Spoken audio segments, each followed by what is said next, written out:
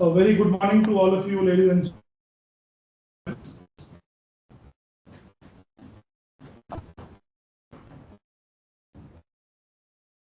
gentlemen. I'm delighted to introduce you to our second webinar focusing on public-private partnerships and their significance in the space sector. The Indian Space Association has been at the forefront of fostering collaboration between the government and the private entities in India's growing space sector. Our mission is to bridge the gap between the public enterprise and private innovation, propelling India towards a more significant role in the global space economy. With this, I hand you over to our Director General, Lieutenant General A.K. Bhatt, for his opening statement. Thank you, Satyam. Good morning, everyone. On behalf of the Indian Space Association, I warmly welcome you to this SpaceTech webinar on public-private partnership and their significance in the space sector. Currently, India proudly sits among the top 5 space-faring countries globally. We are poised for unprecedented growth and innovation in the space sector, and public-private partnerships or PPPs represent a powerful mechanism to harness this synergy. They offer a framework for long-term cooperation, combining the strategic oversight and resources of the government and the innovation, efficiency, and the market-driven approach of private enterprises.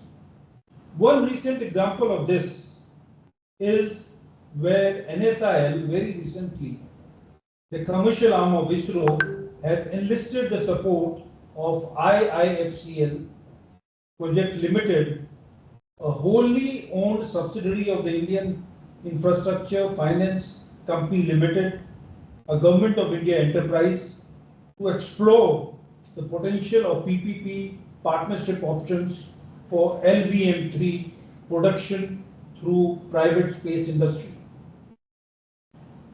ISRO's recent invitation to private firms to build India's heaviest rocket is a long-awaited step to ensure greater participation of the private sector in the country's space program. And I'm sure this will help India to emerge stronger in the international space market, and a rapidly increasing demand for satellite launchers will follow. In the next 2 hours plus, our distinguished speakers, Mr. Akshat Johri and Mr. Rajat Kumar Singh from IIFCl Projects Limited, will present to you the intricacies of PPP in the context of space sector. They will explore how these partnerships can address the high-risk, capital-intensive nature of space activities while driving innovation, enhancing security, and expanding our capabilities in the R&D, and consider how risk-sharing mechanisms can address crucial concerns such as IPR, funding, and technology transfer. As we embark on this discussion today, I would request all participants to engage actively, ask many questions as possible, and my thanks to all of you who have joined us today for this webinar. Thank you. Over to Satyam. Thank you, sir. Today we have 2 distinguished speakers who bring a wealth of knowledge in finance, infrastructure, and public-private partnerships. May I first introduce Mr. Akshat Johri, Assistant General Manager at IIFCl Projects Limited. Mr. Johri specializes in transactional advisory, project finance, and PPP advisory, with particular expertise in structuring PPP projects for satellite and launch vehicle market. His unique perspective, blending aerospace technology knowledge with infrastructure financing, makes him an invaluable voice in today's discussion. Our second speaker is Mr. Rajat Kumar Singh, also an Assistant General Manager at IIFCl Projects Limited. With 16 years of experience in financing infrastructure projects, Mr. Singh brings a deep understanding of structured and term loan financing. His expertise in managing business relationships across various stakeholders in the financial ecosystem will provide crucial insights into the complexities of PPP in the space sector. Over to you, Mr. Akshat, for further proceedings. Thank you so much to Indian Space Association. Thank you, Johri sir. Thank you, Satyam sir, and all members today who joined us for this webinar. IIFCl, I express my thanks and my gratitude from IIFCl Projects Limited for allowing us to speak today on in this session. Let me start my presentation with the purpose of this presentation. The purpose of this presentation is to answer certain broad underlying questions about the evolving PP relations in space sector. What is the current demand and roadmap of the space sector?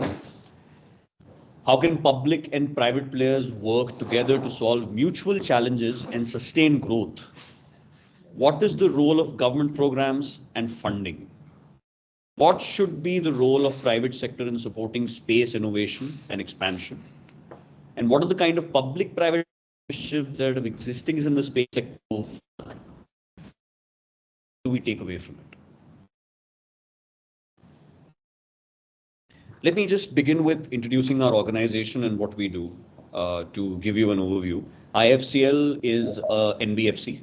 It was created in 2006 as a financial institution to support long-term infrastructure projects. We are one of the largest lenders in India and have contributed to some of the biggest infrastructure projects such as Terminal 3 Delhi, Mumbai Metro, Sea-Link, Bandra-Worli Sea-Link. And as a lender and as a financial institution, we take it upon our responsibility to ensure that infrastructure development in the country progresses and PPP projects are given the kind of impedance that they require. We are supported by three bodies. One is IIFC UK Limited, our London institution. Our London institution is in financing capital equipment.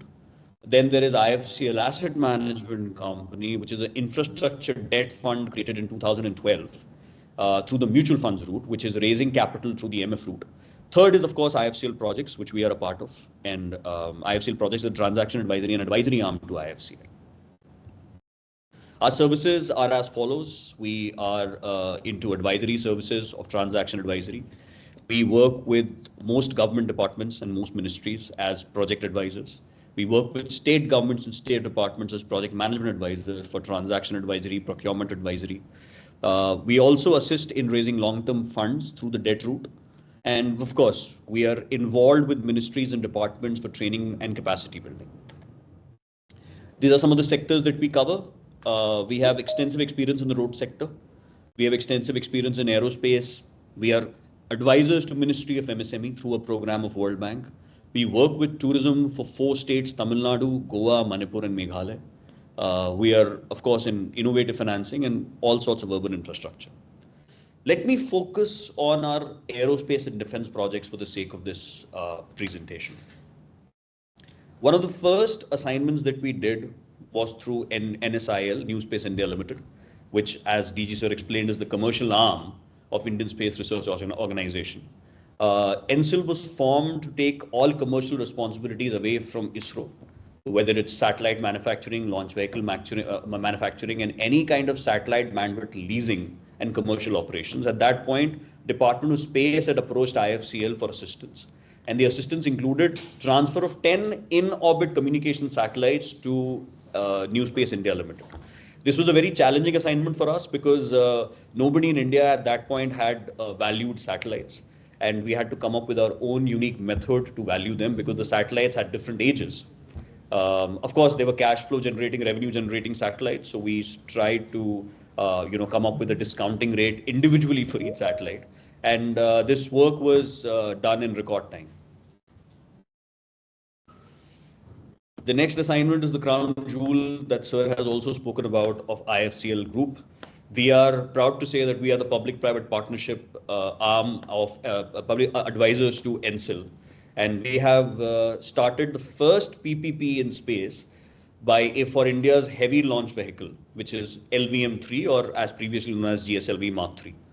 We assisted ISpA in preparation of a detailed strategy and partnership report, which was presented to ISRO chairman and CMD Mr. Radhakrishnan. We came up with a detailed, unique model by studying case studies globally over the world, that how a joint venture can be achieved through PPP and how long-term production of this launch vehicle can be achieved by the industry. Because ISIL and ISRO are very clear that from here on onwards, LVM-3 for commercial purposes will now be built by the industry using their capital and efficiency. We also had a stakeholders on 16th of January. That stakeholder was attended by me and Rajat and our team members present here. We gave a detailed presentation. We invited all major aerospace and defense players in the country. And that stakeholders had a participation of about 250 people, where we spoke about what model we'll be presenting before we came out. The emphasis of stakeholders in PPP is very crucial, and we'll get to that in our case studies.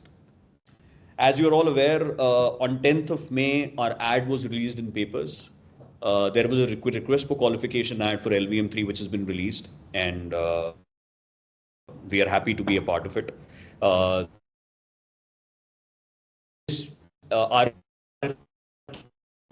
in a production, which is currently at 2 per year, will have to be transformed to 4 to 6 vehicles per year.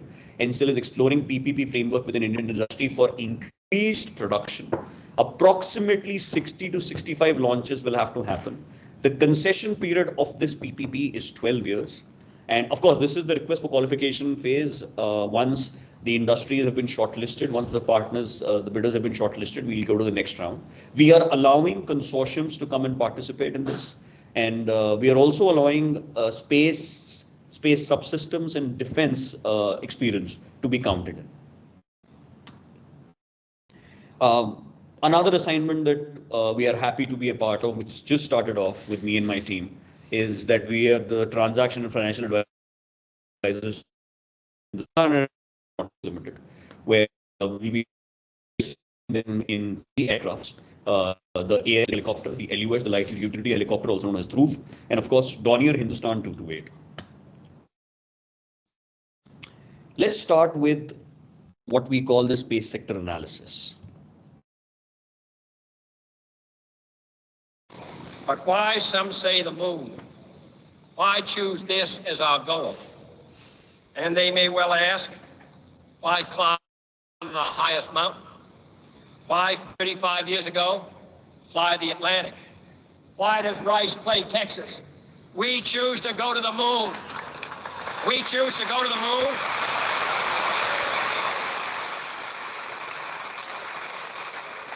We choose to go to the moon in this decade and do the other things, not because they are easy, but because they are hard. Because that goal will serve to organize and measure the best of our energies and skills. Because that challenge is one that we're willing to accept, one we are unwilling to postpone, and one we intend to win, and the others too.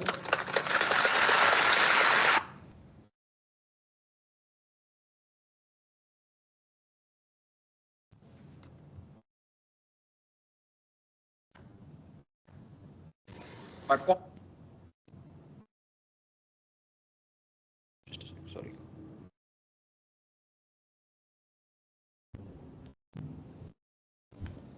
Those words were spoken 62 years ago, and they still ring a bell in all of us. They created Saturn V with these words, and I think we should all start with that. Since Sputnik 1 in 1957, the space economy's primary value has come from satellite services, including communications and data analysis. I think space economy is expanding and transforming, integrating deeply into society and economy. United States has chosen during the Trump presidency to call it critical infrastructure, and I couldn't agree more. I think space and space-related subsystems, whether it's launch vehicles, whether it's satellites, are critical infrastructure, because telecommunications, communications, and a nation's security depends upon it. Space applications broadly fall into two categories: public goods provided by governments, meteorology, navigation, timing, military, national security, and of course, commercial goods and services, telecommunications, data transmission, remote sensing. Let us also share a non-exhaustive application of space. It's very difficult to put on a slide downstream and upstream applications because every 6 months they keep changing. So I think this is a non-exhaustive application of space. Monitoring being the key, of course, Earth elevation, natural resource monitoring, defense monitoring, connectivity being the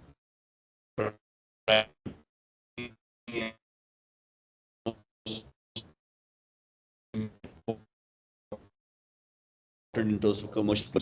This is the recent study conducted by McKinsey for the space economy, and the space economy stood at $630 billion in 2023. That's up from $469 billion in 2021. So if you look at the CAGR, that's a very healthy CAGR. And they have broken it down into two kind of applications. One are backbone applications and the other are the reach applications.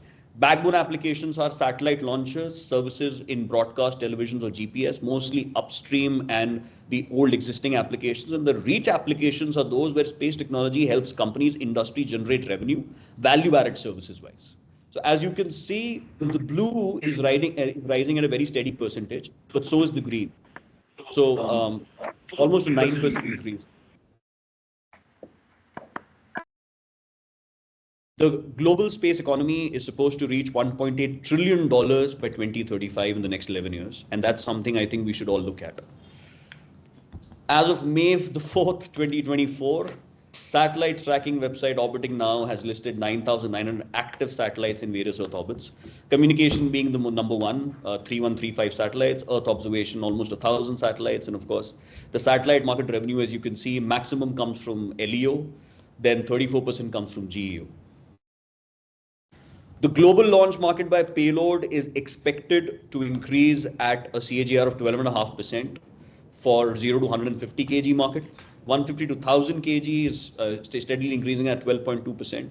And I think above 1000 kgs or above 1 ton, which is mostly the MEO and the GEO market, is also gaining significant traction. But as you can see, you can maybe assess this, and I think a lot of satellite players have already joined in. There is a lot of traction in terms of rise of LEO satellites, especially in the nano and the micro section. These are the comparable launch vehicles. This is how our LVM-3 compares to the existing LVs right now. You have LVM-3, you have Soyuz 2, Vulcan Centaur, which was released last year, Proton M of Russia, Ariane 6, which is still being currently developed, and of course, Falcon 9. Let me delve into public-private partnerships, and I think now I'll ask my colleague Rajat to take over.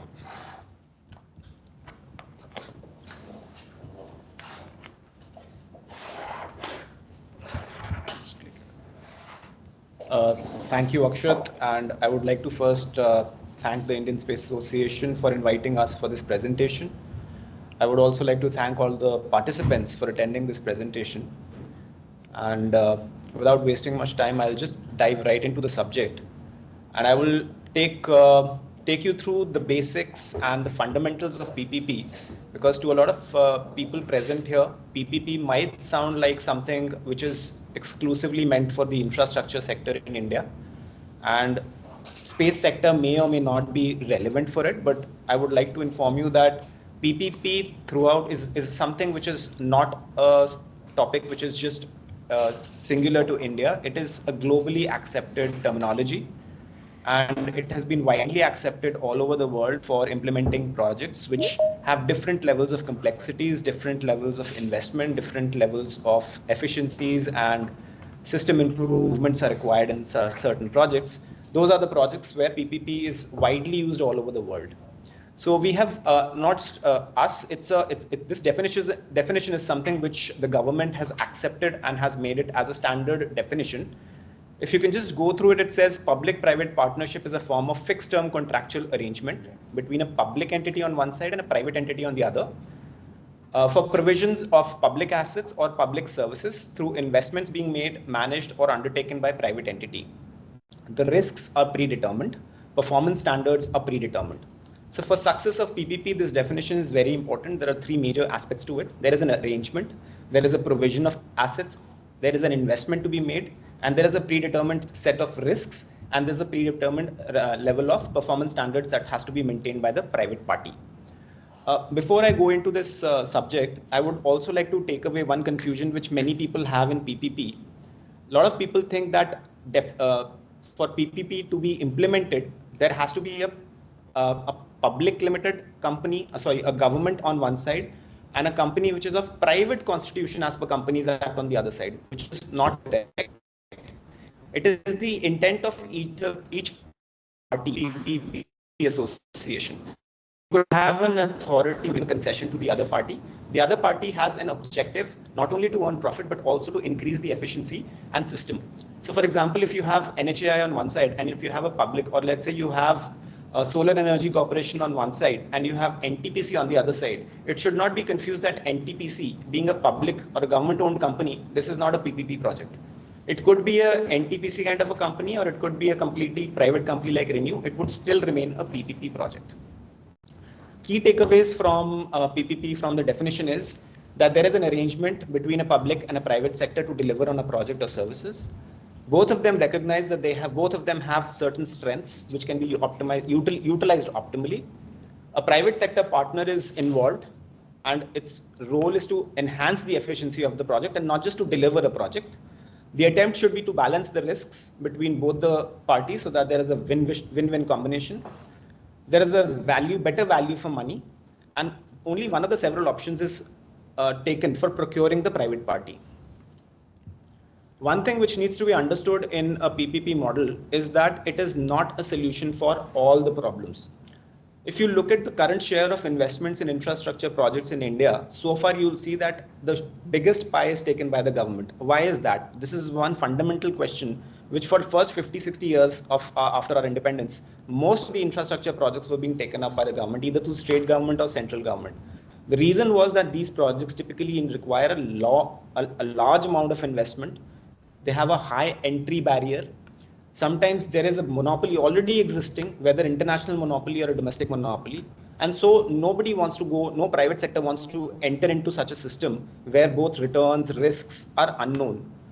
They also are not sure, the private company also is not sure how to raise capital for such kind of projects where the risks are unknown. It's like an unknown, uncharted territory for these entities.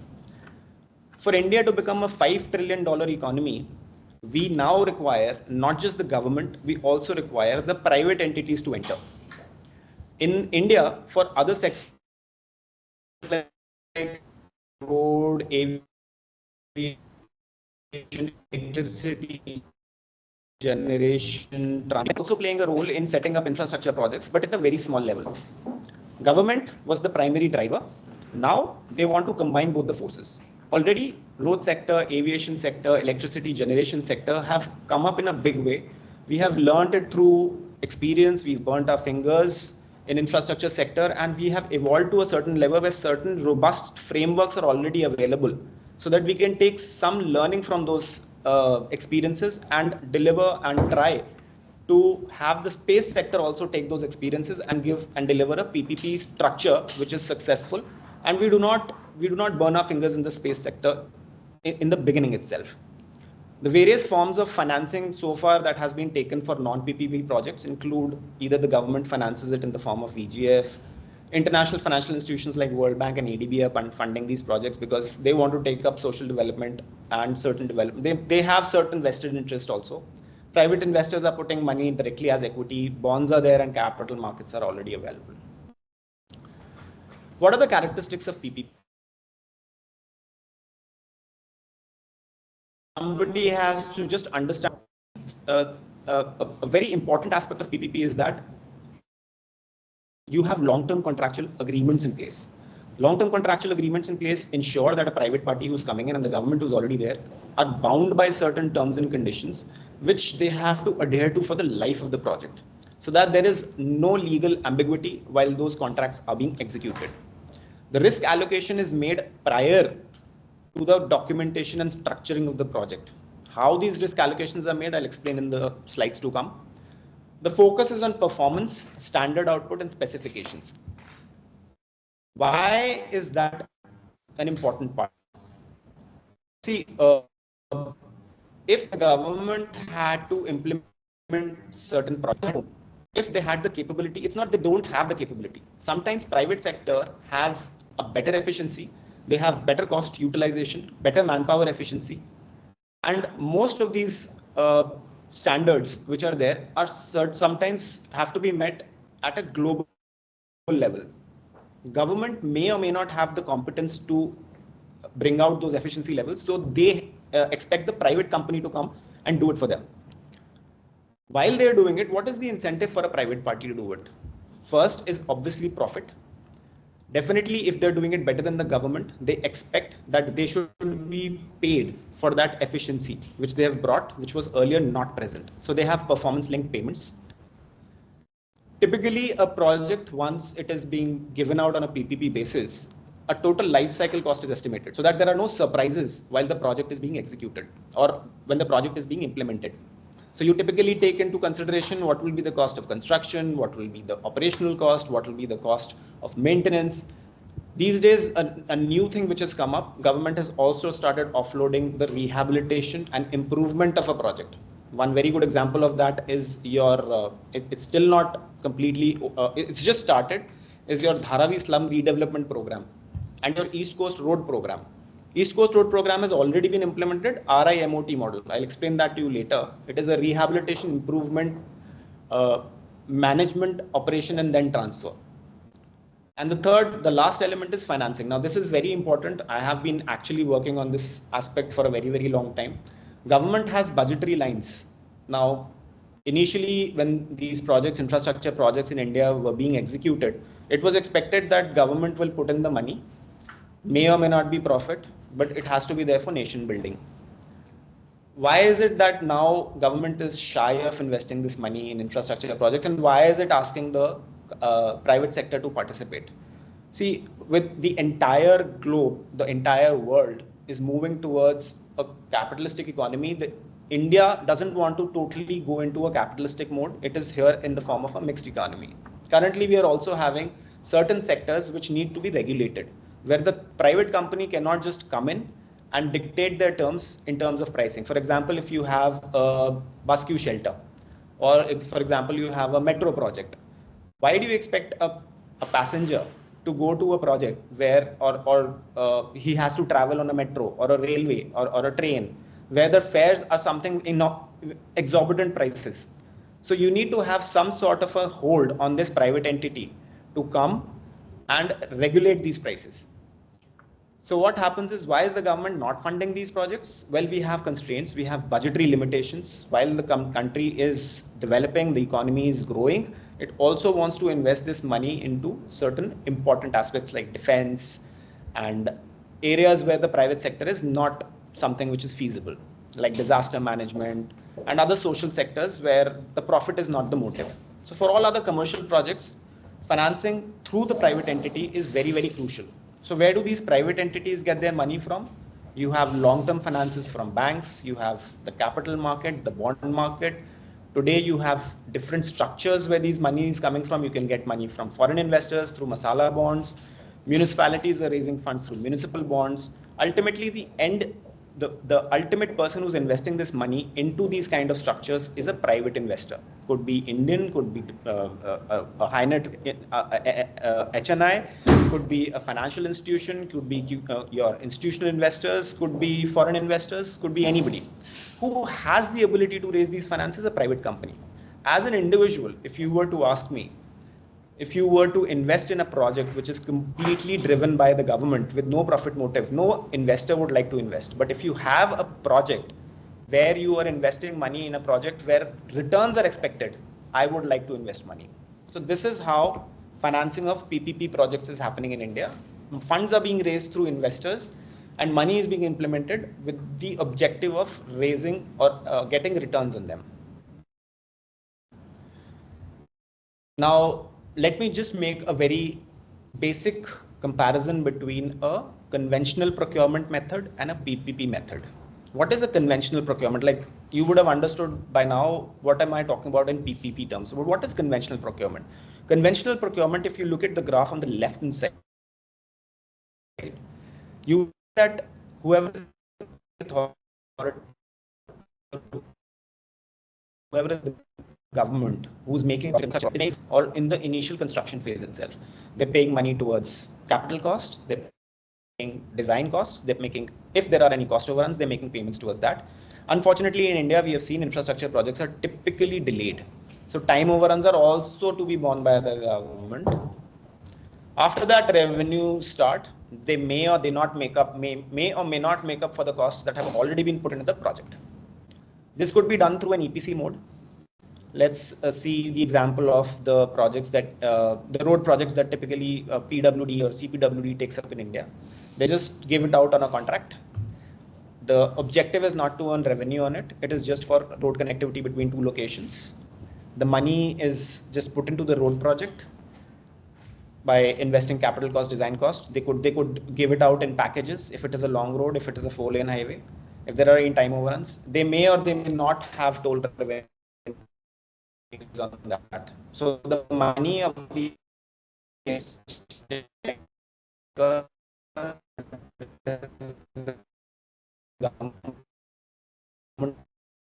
money is used, we take the PPP funding, which is on the right hand side. How does that work? Government doesn't put in any money initially, or if it does, it puts some part of it in the form of either grant or subsidy. Now we have another model which is called hybrid annuity model, where part of the project cost is put in initially. The rest money comes to the government in the form of either some sort of service payments or in the form of direct charges, or if it doesn't come in the form of money, the road is constructed, a service is being given, and the consumers are happy. Who puts in the money here? The private company. Risks are now allocated between the government and the private party optimally. So over the last 20-25 years, we have learned in the road sector how to allocate these risks between the government and the private party. How is it becoming it's becoming a win-win situation for both of them? I'll just explain it to you in the next slide. Okay, so this is just a crux of what I've already explained, that there is a difference between conventional projects. The main difference between conventional and PPP project is the way it is being implemented, the way the risks are being allocated, and the way your returns are given out to both the parties. Okay, so like I told you, evolution of PPP in infrastructure is important from the perspective of how it is related with the space sector, is because we have spent considerable time in framing certain models, framing certain frameworks, contractual agreements, and we've also faced certain projects where we've got a very good learning, which are projects which have not succeeded in PPP, and we've learned why they didn't succeed in PPP, and we want to bring out that knowledge, that experience, and you make sure that it does not come back, or we do not experience the same problems in the space sector. So like I told you, in the road sector, the evolution of PPP happened roughly around in 1993. First PPP project was taken up in Madhya Pradesh, and it's a Rao Pithampur project, a very small project. IIFC used to be one of the, a private company used to be one which used to push PPP projects in India.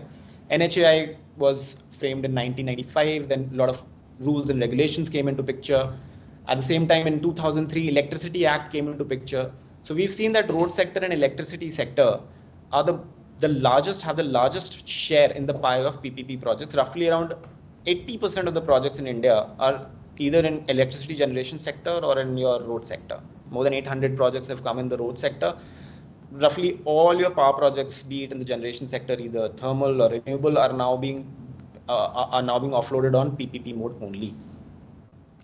This is the share, this is the percent, this is the number of projects which have come in the road projects till 2019. Today we have sitting on roughly around 800 projects, whether being conducted, the bid is taken out by NHAI, whether by MORTH or by state PWDs. Today mostly all the projects are being done on PPP mode.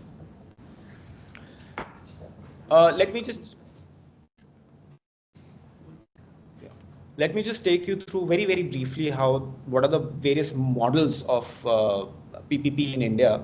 These kind of models are not only restricted to road sector, they can be implemented anywhere. So for example, your O&M contract service agreement is usually used in the hospitality sector. You have a hotel, and these are usually like 3 to 4 years or 5 years. And typically then after that, either the same contractor is taken up or the contractor is changed. The advantage here is that the private sector entity is bringing in efficiencies. Capital risk, revenue risk is with the government, and at the end of the tenure, the government has the freedom and the flexibility to change the contractor. The ownership remains with the government. The second is design, build, finance, operate, and transfer. This kind of a model is done in projects where government doesn't want to invest money because of either capital restraints or other strategic reasons. Private sector almost takes all the risks, right from design, building, financing, operating, and transferring the project. Once the project is completed, the assets are transferred back to the government. So one very good thing about these things, which I think a lot of Parliament has also raised these questions, that you're privatizing everything. This is not privatization. The government still owns the asset. The private sector is only managing the asset. The risks of design, building, finance, operate, and transfer is with the private entity. He is free to regulate. He's free to do the pricing because the risk is entirely his. After the project is completed, the concession period is completed, the asset is transferred back to the government agencies. The ownership doesn't change. Then you have build, own, operate, or build, own, operate, transfer projects. Again, this is initially the road projects in India were constructed on the basis of either BOO or BOOT model. Initially, they didn't fly off because of a lot of risks in the revenue, or maybe they were not even able to take up your right of way for the land acquisition issues. One reason why BOT is a model which the government used to prefer earlier was they just wanted to give out the projects without making any investment into the project to the private agency without handling any risks in the project. This model was not very successful in India as far as the road sector is concerned. It was successful in other areas. In power sector, it was considered as a successful model. Most of the power plants were designed, built, and operated, and they owned the projects. There was a power purchase agreement being signed with the DISCOMs or with agencies like Solar Energy Corporation of India. But in road sector, this did not appear to be a very good model. So what I'm trying to tell you here is that each model can be customized for any of the sectors. And it's not just restricted to one sector. So I'll come to that later. There are a lot of challenges in developing a PPP. You have to make sure that the structure that you're creating is suitable to that particular project. It's not that for road sector, always a HAM project will work or a BOT model will work. You will have a different model depending on the situation, the location, the risk, the revenues, everything, the design will be dependent on the project. So this kind of structuring is done on a project to project basis. One very famous model, which a lot of people would have heard, may also know about it, is the hybrid annuity model. Now, when the road sector was suffering from BO and BOT model, where the developers were burning their fingers, they were losing money, the revenues were not coming in, the government decided that let's take away the risk of revenue, the collection risk from the private entity, and let him only handle the construction and operation of the road projects. So how did they do that? Simple. They made initial capital investment into the project on a milestone basis only to the extent of 40%. 60% of the project cost was brought in by the private entity. Right to toll and 40% of the funding was in the hands of the government. 60% of construction cost and O&M was made as a responsibility of the private party. What did the government win? The road was constructed. What did the private party win? The 60% of the project cost that they invested initially was earned by them in the form of annuity. So this is a diagram which can explain it to you how the HAM model works. You have up to 40% of the project cost being supported by the government. Now this is not a sunk cost. This is not a grant. This is the cost of the project which the government is investing into a project, expecting returns from this road project. So this is not a grant. What is the 60% project cost that the private party is putting in? How is it earning it? It is earning it in the form of annuity, which will be earned either in annual or semi-annual, on an annual basis or a semi-annual basis over the operational phase of the project. And these annuity payments are fixed. This number is predetermined in the bid. So all the profit margins and everything else that the private party expects from the investment is being returned to him over the operational phase of the project. There are other incentives also available to the private party, which is these payments are all inflation linked. So he's not losing money either. What does the government get? It gets other services which it was not able to deliver. The operation is now being delivered by the private party, and the government makes sure that whatever stipulations it had put in the bid are being maintained. If it doesn't happen, They will put penalties. If it happens better than that, they will get some performance-linked incentives. This is a small matrix. If you'll just see, this will clearly explain what was the scenario before and what is the scenario now. In a BOT model, all the risks were being shared by the private party. EPC model, all by government. In HAM model, partly by the government, partly by your private party. So I've just explained this to you. Now that we have a HAM model, we've learned it over, let's say, roughly around 20-25 years. We have a very robust system. We have a model. We have a concession agreement where all the roles and responsibilities and risks are properly allocated to the private party and the government. So people are just now, it's like a cookie cutter model. You don't need to apply your mind. If you want to give out a HAM model, this is the structure which people are just simply picking up. Another PPP model I would like to discuss here, a small case study, is everybody must have some point of time or the other would have gone through the Delhi International Airport, Terminal 3, which is the DIAL airport. This is a model which was bid out on a BOOT basis, which is build, own, operate and transfer. GMR was the bidder which had won. Airport Authority of India takes 26% shareholding in this. This project was bid out on the highest revenue share model.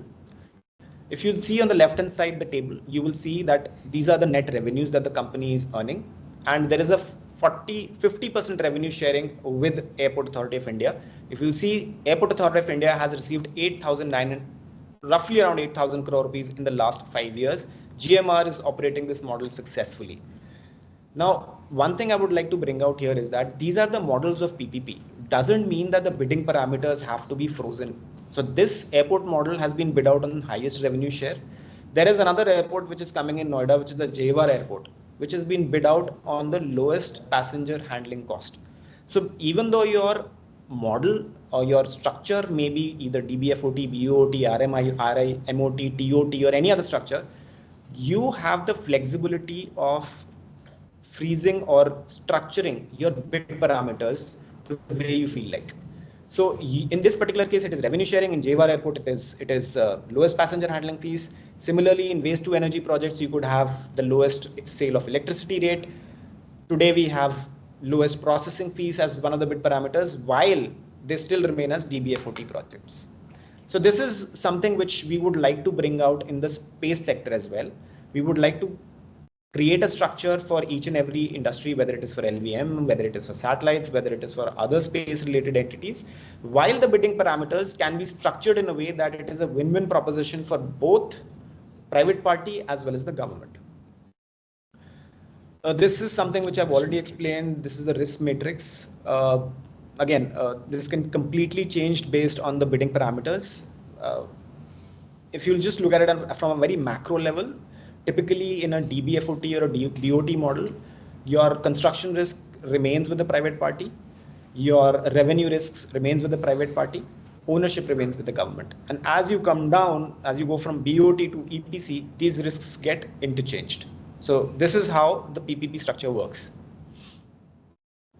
PPP is, again, I told it's not always a rosy picture, because we have seen some models which have failed. But if we take into consideration whatever challenges are listed here, it is bound that PPP will ultimately deliver.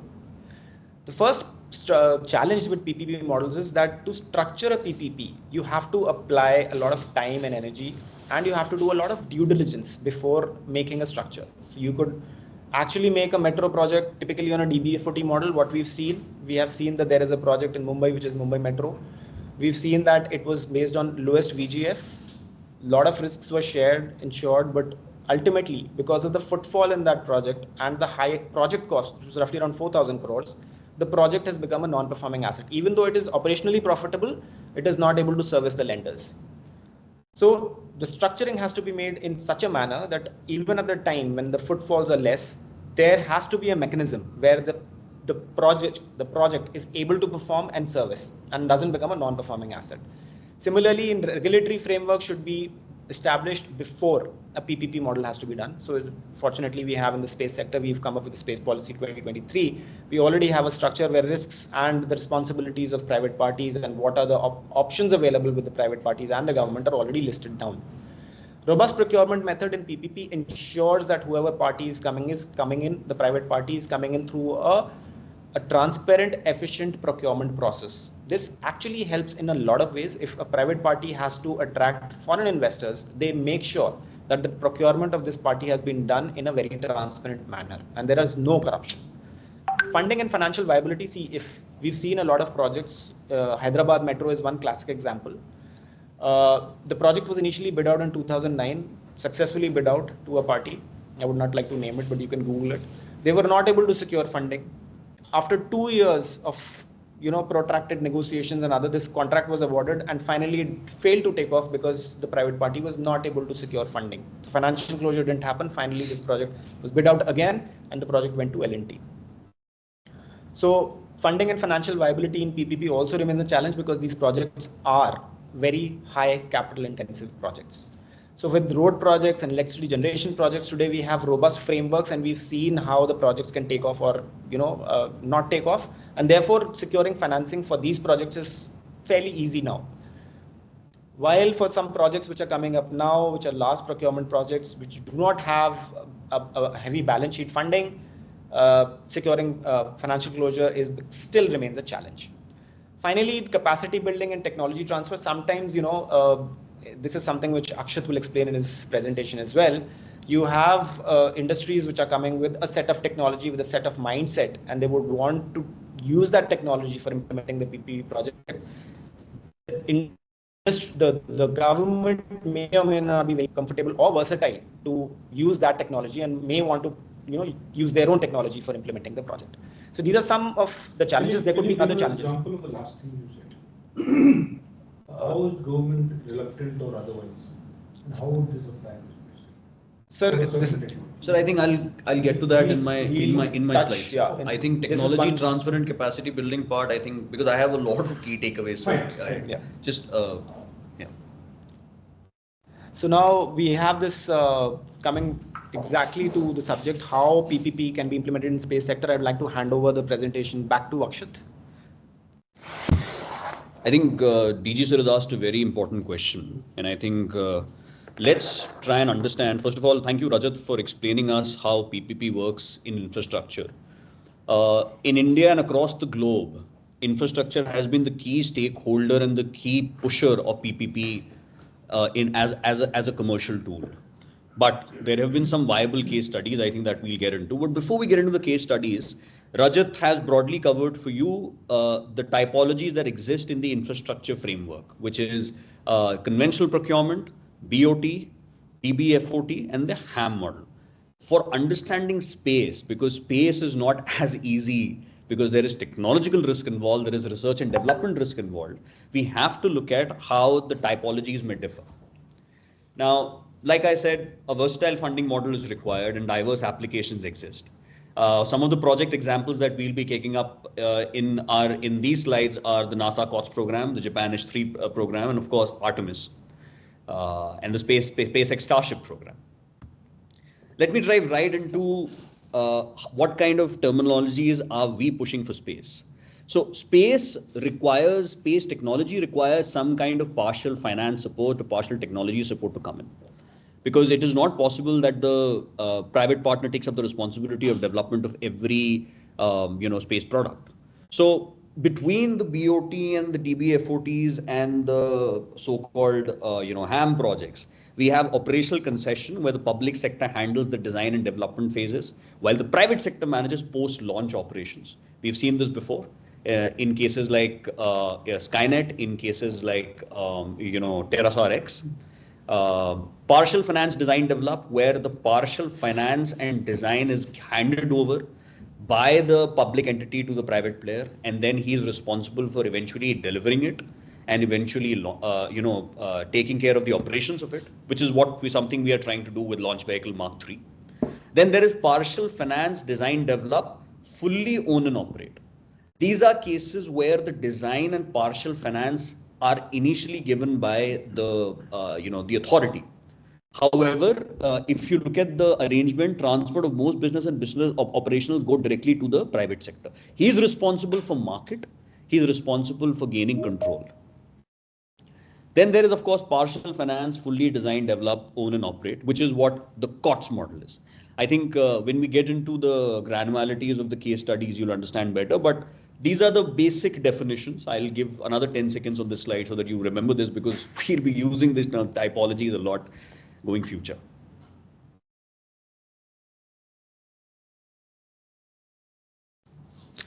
So this is the spectrum that we have sort of come up with. Landsat is an operational concession, pure operational concession O&M contract. Landsat EOSat was developed by the public authority, but the operations of it was handed over to the private player. Similarly, TerraSAR X, which my colleagues will get into, is a SAR-based system that was created, but it was partially financed, designed by the government, and then overall the development and the operations was taken over by the private entities. Then we come to Galileo and RadarSat. Galileo, again, a very important model of ESA for a GNSS, which was a PFDFO, where the financing and design was frozen by the concessioning authority, which is also a shareholder in the SPV.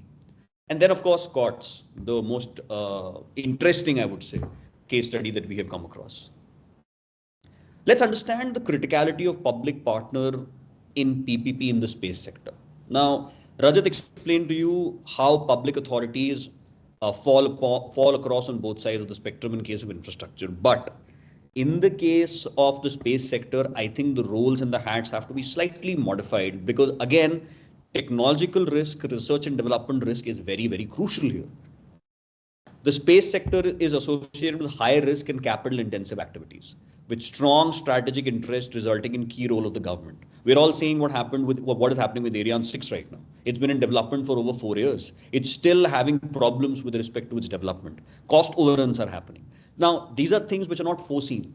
Unlike an infrastructure asset where you are developing a road or you're developing a renewable energy plant, you have assured buyout. In this case, R&D, testing, designing, multiple calculations, things go wrong. So it is a high risk project and it is extremely capital intensive. Also, there is a huge amount of technological impedance on the shoulders of the government. So the government has 3 roles to play here primarily. Government as a developer, where government is responsible and it covers the cost for development when programs of national interest and program for space explorations are being taken over. For example, Chandrayaan 3, for example, the NASA Artemis program, for example, James Webb Telescope. Government is developing the infrastructure. Government is responsible for development of the spacecraft, of its human exploration program, and that's where the government takes some onus of responsibility. Government as a customer. B2G business is a very significant business. We all know this. B2G business is significant when buying launch vehicles, buying Earth observation data, and that is specifically driven by defense and of national importance. It is also driven by natural resource monitoring, disaster management. Government should retain its role as a customer when they talk about becoming buyers of data that is being produced, mass produced by the private sector. That assurance of buyout is important for a private player. NASA commercial resupply contracts with the International Space Station is a very good example of that. Third is government should become a partner. You cannot expect the private entity to take up all the onus of designing in certain cases, of designing, of technology transfer, of taking all the capital risks. There are times where government needs to come up and put its skin in the game. We are trying to achieve that in some way with launch vehicle Mark III, where NCL has taken some bit of skin in the game. NCL is responsible for sharing responsibilities with the private player. And I think that is also important in certain cases. So these are the 3 broad areas that we can understand how government can work. Now let's understand the criticality of private partner in space sector. Private partner responsibility, like Rajat mentioned also, is to embrace transparency. Any large scale project will attract much attention. Although parts of the process exist and within a certain information is not disclosed, it is the responsibility of the private partner that, when a procurement is being done, transparency is maintained in its bidding process. Because government has multiple responsibilities on its shoulders, they ensure that, a level playing field is created when and responsibility is being given. to the industry. Second is establish market potential and build a viable business plan. I think we should all admit to this, and I think we should learn this from United States and other countries, that the private entity is far better in attaining demand, attaining market, because they work for, profitability at the end of the day. Their idea of, getting the market and their demand of accessing market is going to be far greater than that of government. Third, of course, is financial viability. A project needs to be financially viable. And that financial feasibility part remains upon the private player, because in most of the models, whether it's a BOT or a DBFOT, the major part of the private capital infusion relies upon the private player, because he's the one eventually who has to share the revenue. He has to take away most of the revenue potential that is coming out of that product designing, product placement, and eventual revenue has to go to the private player. Government is an enabler. Two hats, enabler and project efficiency. I think both of them have to, somewhere meet in the middle. Make use of available government technical expertise. I think in RadarSat 2, this will come out in greater detail, but let me just, say this, that if you look at the SSLV tender, which has been floated by, in space, or if you try and, understand the LVM3 model, in all these models, we are trying to make sure that whatever technical expertise remains with, the Indian authorities, they are trying to make sure that that comes to the private player. In the form of maybe with the private player is one of them. Because a private, you have invested the last 65, 70 years, and that space program has developed over decades of expertise, of manpower, of people's brain. That needs to somehow come and culminate today and been handed over to the industry so that they can take it forward. Expecting them to start from scratch, make facilities, is something that is not fair in some cases. But again, these are responsibilities which may change from, places to places. Let's get right into the case studies now.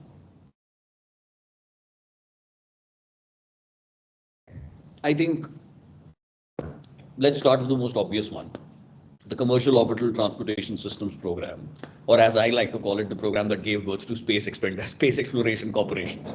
Falcon 9 was born out of this program. Now, just to give you a brief background, back in 2006, during the Bush's administration, a program office was created called C3PO. Funnily enough, it was called C3PO. 1984, Ronald Reagan called it the Star Wars program, and it was sort of a derivative of that. The C3PO program was a commercial cargo crew program office, which was responsible to take up and reduce the cost of servicing the International Space Station. Back then, it used to cost $1 billion because the only capsule we had was the Orion capsule that would go up to the International Space Station. So C3PO office came up with a service agreement called COTS. COTS had multiple responsibilities. One was, and in fact, before responsibilities, they had challenges. The vision for space exploration to retire the space shuttle. Space shuttle was an aging LV, as we all know. It was supposed to retire. The international partners and the so-called supply chain contractors like Progress, like Soyuz, like ATV and STV were no longer sufficient to meet projected ISS operation needs. We all know International Space Station is a living city above our planet. It is inhabited by many astronauts, and it's a very, very important, world for the last 25, 30 years that has, assisted us in better understanding how the space functions. So making sure that the astronauts have enough supply and resupply in a yearly basis was the challenge. There was a shortfall gap in accommodating ISS resupply. NASA began to look for options for cost-effective launch vehicle and crew module. An indigenously designed launch vehicle and a crew module that could come back and resupply the service and bring down the costs. So that was the core idea. These were the objectives that were set out. Cost and risk sharing would be achieved. NASA announced that they will be taking out a request for information, or what we call an expression of interest. It will be design, build, partially finance, operate and own, or as we've seen before, a PFFDO. Partially financed, but fully designed, owned and operated by the private player. They will have fixed developmental milestones. The money that NASA had set aside for this seed capital was $500 million, but there was a condition. This money will only come once your project or your proposal plan has been approved by the committee, and it will be released as and when you are meeting your developmental milestones. For this, NASA allowed two incentives to the private players. First was, of course, the capital. Second was that once the capital is released, facility sharing for testing will be given by NASA. So that capital expenditure will not be borne by international private players. Now, May 2006, the proposal evaluation began. 21 proposals from 20 companies came across on March 3rd, 2006 deadline. 6 finalists were selected: Andrew Space Corporation, Rocket Plane Kilsler, Space Development, Space Exploration Technologies, which is SpaceX, Space Hab, and the Transformational Space Corporation. Now, from these 6 finalists, NASA has a fairly detailed way of, looking at their, evaluating their proposals. They give out something what they call color codes: white, orange, green, red, yellow. And out of these color codings, which you may understand as grades, 2 projects came out significantly on top because designing was of crucial importance. One was SpaceX. Second was Rocket Plane Kilsner. Now, the condition was once 2 proposals have been shortlisted, some amount of seed capital will be released, and then the bidders or the shortlisted bidders will have to secure funding from the private capital market, get their design rolling, bring the first idea of the and come in the facility approved by the private player. Again, this round was again released in February of 2008. This time, proposal got selected: SpaceX and Orbital ATK. These were the fixed developmental milestones. SpaceX had, starting from 2006, testing, production, flight demonstrations. You can see the yellow dots. This is where the money is being released. Orbital ATK, again, starting from 2008, had SRR and avionics testing, cargo integration testing. I don't want to get into the details of what kind of testings were there because that will take up the entire day. But just to make you understand, milestone payments are crucial, and we'll get to that when we get to the key takeaways part. This is what SpaceX brought to the table. They came up with the Falcon 1 launch vehicle. SpaceX design was reusable. It was a 2-stage rocket designed and manufactured by SpaceX, reliable space transport of people and payloads. Because they were shortlisted in 2006, had an advantage. Their advantage was they had a leg up compared to Orbital. They started in 2006, so they got 2.5 years more of developmental time. And because it was a reusable rocket, NASA thought there was a lot of potential into it because it could be furtherly, brought back to Earth and reused 4 times in a year. Also, the Dragon Crew cargo spacecraft had a lot of merit in it. Just open the paper here. This is what Orbital ATK put across. The Antares launch system, which was an expandable launch vehicle developed by Orbital Sciences Corporation, now a part of the Northrop Grumman and equipped in a bureau. And the Cygnus spacecraft. Cygnus is an expendable American cargo spacecraft developed by Orbital Sciences Corporation. They were then at that point, in partnership with Northrop Grumman. The key thing to take away from this, entire project and why this is so crucial for public-private partnership is that NASA set out with a budget of $500 million in 2006 as a part of the C3PO office. In 2011, as the development was still taking place, they further took more budget approvals for $288 million. But this money was never given upfront. It was always released as and when design and development was happening, as and when design and development was progressing. And if you look at the overall developmental time, government ended up spending less than 50% in a period of 7 to 8 years of development of these launch vehicles. And the private party spent it up more. And the private party was incentivized by giving them the testing facilities, by giving them capital support, and by also making sure that they had enough time to test and design these launch vehicles. Now, why is it important to talk about COTS and what does COTS represent? It represents an excellent PPP win-win.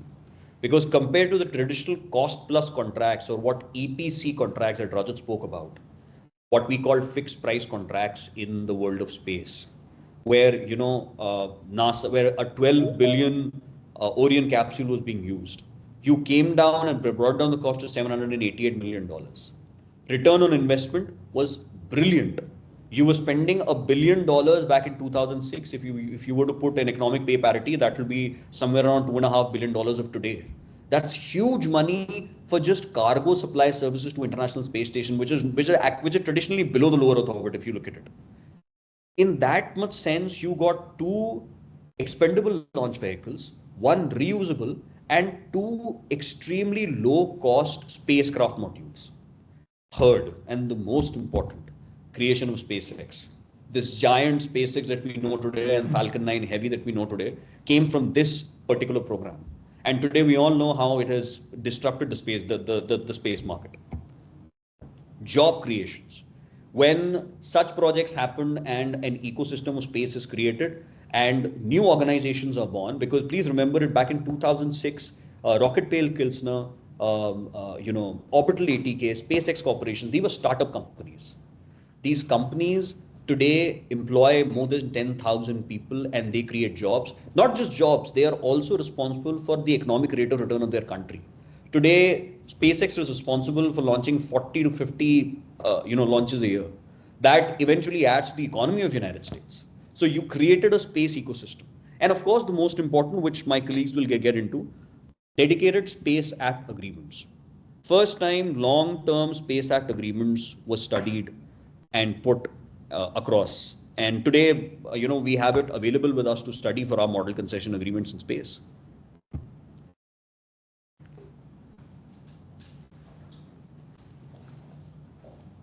Let's now try and look at the Artemis program. I think this is another interesting section.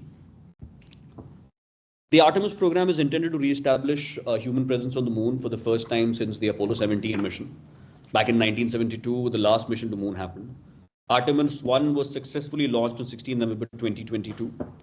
Artemis is an elaborate program to establish a human landing system and a gateway on the moon.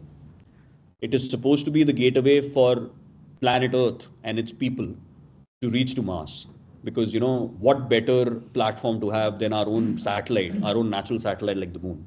And it's being developed over these phases. 2021 was supposed to be the first commercial launch of Artemis, but thanks to the lockdown and other delays in the project, that was not able to happen. So Artemis 1 was successfully launched on 16th of November 2022.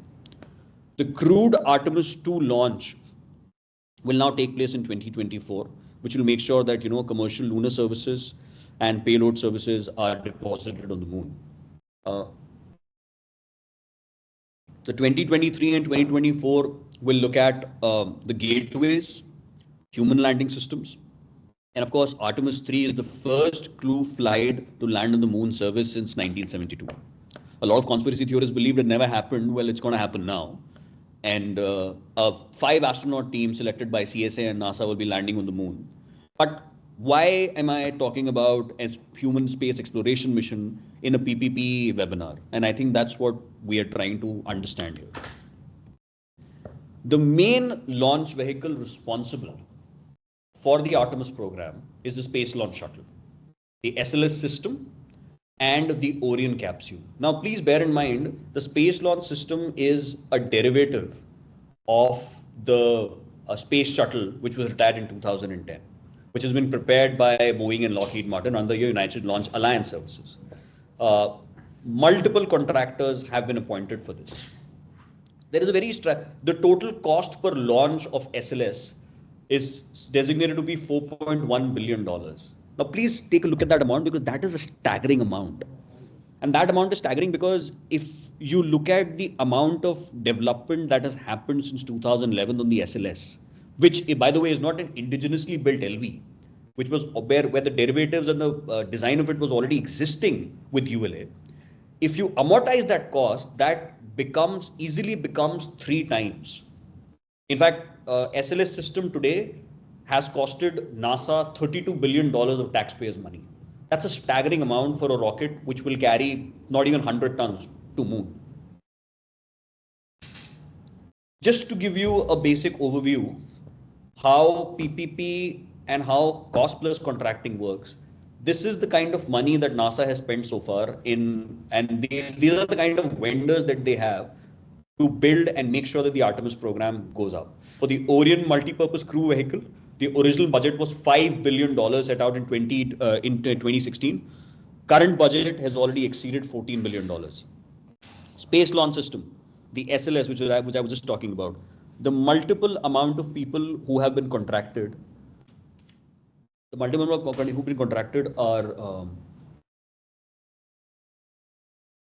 Boeing, United Launch Alliance, Northrop Grumman, Aerojet. The gateway system, again, look at the amounts, $7 billion to SpaceX, $1.3 billion to Northrop Grumman. Now, please keep in mind, these are all fixed price contracts. There is no private capital coming into this. Here, the entire money is being borne by NASA. The testing and development is being done by NASA's facility. And they are fixed price contractors. As and when the work is finished and the testing is successful, they will be paid their contract. So, except for human landing systems, which finally, thankfully, happened on a milestone basis, none of these contracts have any PPP in their nature. Now, again, the question is going to come from the audience, why am I showing these numbers? Because this is the observation. NASA continues to use a cost plus contracting structure, even though it has experienced 3 years of delays and cost has exceeded to $49 billion in the entire program so far. And this is, by the way, 2022 data. And I am not saying this. Their OIG report of US of Department of Commerce, their Auditor General has asked NASA that when your original cost was $26 billion, how come you've already exceeded $50 billion in this program? You have 4 launch vehicles here, the SLS Block 1, the Block 1B crew, the Block 1B cargo, and the Block 2 cargo, which will be used at different sections at different intervals. If, like I said, the Artemis plan estimated that it would cost around $28 billion between 2021 to 2025 to return astronauts back to the moon in consistency, to account for all the Artemis costs for financial year of 2021, including the launchers and including the the $25 billion which has already been spent. Considering these costs and considering these delays in contracts by multiple vendors which you are employing, we predict that by 2025 it will have exceeded $93 billion. That's almost 1.8 times the total budget of NASA that the government allots to them. Now let's look at an alternative approach. I'm sure most of the people know about this thing on the screen. It has recently been tested. Starship, developed by SpaceX, is a separate launch vehicle that is also being developed for deep space missions, including potential lunar missions as a part of the Artemis program. However, initial Artemis missions, the SLS is the designated launch vehicle, but NASA has asked Starship and Blue Origin's New Glenn to keep testing. Because if the costs keep exceeding like this, they may use different alternatives for people to go on the moon. Let's look at a comparison now. Payload capacity to the moon, 46 tons for Block 2B crew. Starship can take up almost 100 tons. Total thrust, 39.1 million newtons. Total thrust, 72 million newtons. Height, of course, 322 feet, although we can debate that because the spacecraft here is slightly bigger. Reusability. Now, this is crucial. You have spent $32 billion on an LV, which is not even reusable. Whereas he has spent approximately $10 billion on something that can come back again to Earth, and he's successfully demonstrated that. Now, I'm not here to praise SpaceX in any way. There are a lot of things about SpaceX that can be criticized. However, what I'm trying to come to a bigger point is cost plus contracts versus PPP. In a space exploration contract also, you don't have to necessarily rely on cost plus contracts and have multiple vendors. Please allow the private players also to take some risk. Otherwise, in a vendor management program, it's very easy to bleed the government of money. That, there are delays happening, the COVID has come now, the private player has no skin in the game except for the human landing system. And that was a fault from the start. They should have, and now if I compare that to COTS, in COTS, private ownership and design and construction responsibilities lied upon who? The private player. Who was initially responsible for raising capital once the seed capital was being released? The private player. In comparison, cost plus contracts in the SLS and the Orion have been nothing but blank checks to the private contractors, and which is something which US Department of Commerce is now constantly questioning NASA about. Second is timelines and accountability. In COTS, we saw that you had a specific timeline to achieve this. You had to come up. Orbital ATK was at a back footing compared to SpaceX because they started 2.5 years later. But they still had to that time, because if they don't meet the milestones, the money will not be released. If the money will not be released, the private player will not give them the they cannot borrow from the capital markets. So they made sure that the Cygnus spacecraft and the entire launch vehicle was finished on time. Here, the timeline and accountability has been very badly mismanaged. Competition and innovation.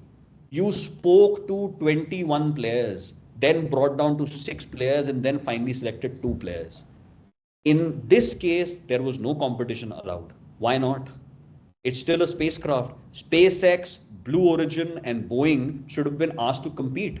Today, it might happen. I'm not predicting this, but it might happen that Starship may be the spacecraft that lands on the moon in 25, taking the astronaut mission there. Then the Orion capsule, where you've spent so much money, will look like a fool because you did not allow the competition. Allowing and expanding competition should reside upon the public authority.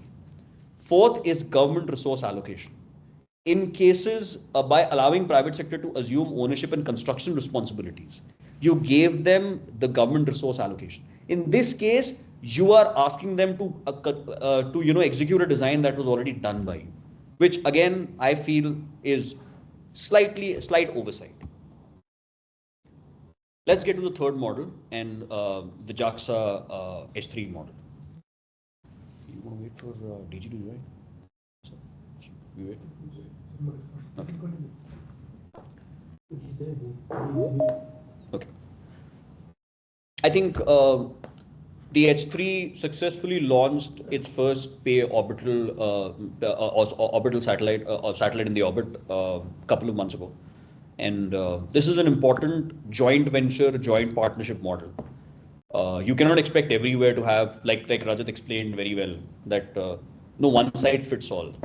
So it's important to understand that you cannot have one single model for everyone. Now, back in 2014, Japan aimed to establish an independent space transportation capabilities, again, International Space Station being one of them. The current primary launch vehicle H2A, in continuation with H2, was obviously not up to the mark. The ATVs and the HTVs were costing a lot to NASA, which we've already covered. So JAXA had multiple requirements, fulfilling shared international responsibility of cargo resupply to ISS, launching 1 HTV per year from 2009 till 2015. And of course, to cope up with demands of 6-ton class satellites into geostationary transfer orbit. We all know GEO, GTO satellites can be big. We just had a GSAT-20 go up, which was almost 4.7 tons, which is now going up in Falcon 9, which I think Somnath sir spoke about recently. And also to reduce launch costs by launching 2 mid-sized satellites on 1 launch vehicle. Now, JAXA realized that H2 and H2A programs cost a lot. Why don't we use the commercial off-the-shelf solutions that are already available within their industry? Much like our Prime Minister's vision of Make in India, JAXA had a Make in Japan initiative where this project will only be done by Japanese organizations. The uniqueness of the JAXA H3 vehicle. The primary objective of H3 launch vehicle is, of course, high flexibility. In terms of H3 reduces more than half the launch preparation time for vehicle assembly, satellite encapsulation. H2A was not able to do that. Again, cost plus contracts were being utilized, multiple vendors were being managed, cost overruns were happening. High reliability. Inheriting H2A is high success rate. It should make sure that it should have a high reliability launch rate. The failures should be minimized. And lower down the launch price. Now, lowering down launch price was a challenge because you had to come up with, you had to make sure that industry comes together with off-the-shelf solutions that they already have. You are not building an indigenously new rocket. You are using your existing modules and trying to make sure that it is somehow an enhanced version and we can bring down costs. One of the ways to bring down cost is make sure that the operational efficiency and the marketing and the rights of it is given to the private industry. What does JAXA do? In 2013, they call a cabinet meeting to oversee the LV's new development. They meet their technical minister and they say that, we want a flagship launch vehicle to be designed indigenously in Japan within the family of H2. We all know Soyuz is a family, H2 and H3s are families. Families of rockets exist. GSLV, of course, we have families of Mark 1, Mark 2, Mark 3s. In 2014, a mission definition review, or MDR, or what we call in India, a detailed project report was prepared by JAXA and JAXA officials and was submitted for approval. In 2014, an request for information is floated for selection criteria and to basically share the model on which this will be procured. JAXA invited private sectors and aerospace and defense people, and they had a discussion on what model they'll be using for their procurement. And I think this is very crucial here. I want to take a pause and I want to highlight this point.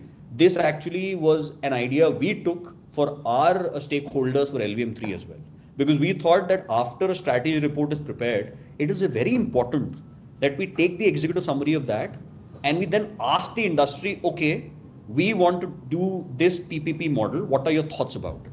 I think it's important that instead of blatantly launching an RFP in the market and then giving them 1.5 months to prepare for it, let's first engage with the industry. And I think organizations like ISpA, I would like to take this platform to request, organizations like ISpA in space to come forward and help us, make that engagement possible. Because with organizations like ISpA now, I think we have that platform. Third is scope and criteria are affirmed. After the stakeholders and when they heard all the players of the Japanese aerospace industry, then they made sure, okay, this should be the scope and this should be the evaluation criteria. We cannot, the public authority takes into position the evaluation criteria, it may be rejected, it may not get the kind of, impact that they were hoping. It's always better to have stakeholders before. The RFP was floated in the end of 2014. Finally, Mitsubishi Heavy Industries was selected for this particular contract. And MHI had a condition. They said in the stakeholders conference, sir, to JAXA that please allow us to deploy our own value chain. And if you want commercial off-the-shelf solutions, let me choose my own value chain who will come and help me with this. So IHI was responsible for the turbo pump and the propulsion boosters because they already had that solutions. IHI Aerospac was responsible for solid rocket boosters. Japan Aviation Electronics and Mitsubishi Precision was responsible for the gyro package and the avionics package. We all know how big Japan is in terms of its electronics movement and its electronics revolution.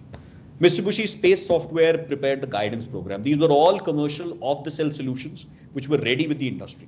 So cost was saved while preparation of this LV. What do we learn from this? And what do we take away from this?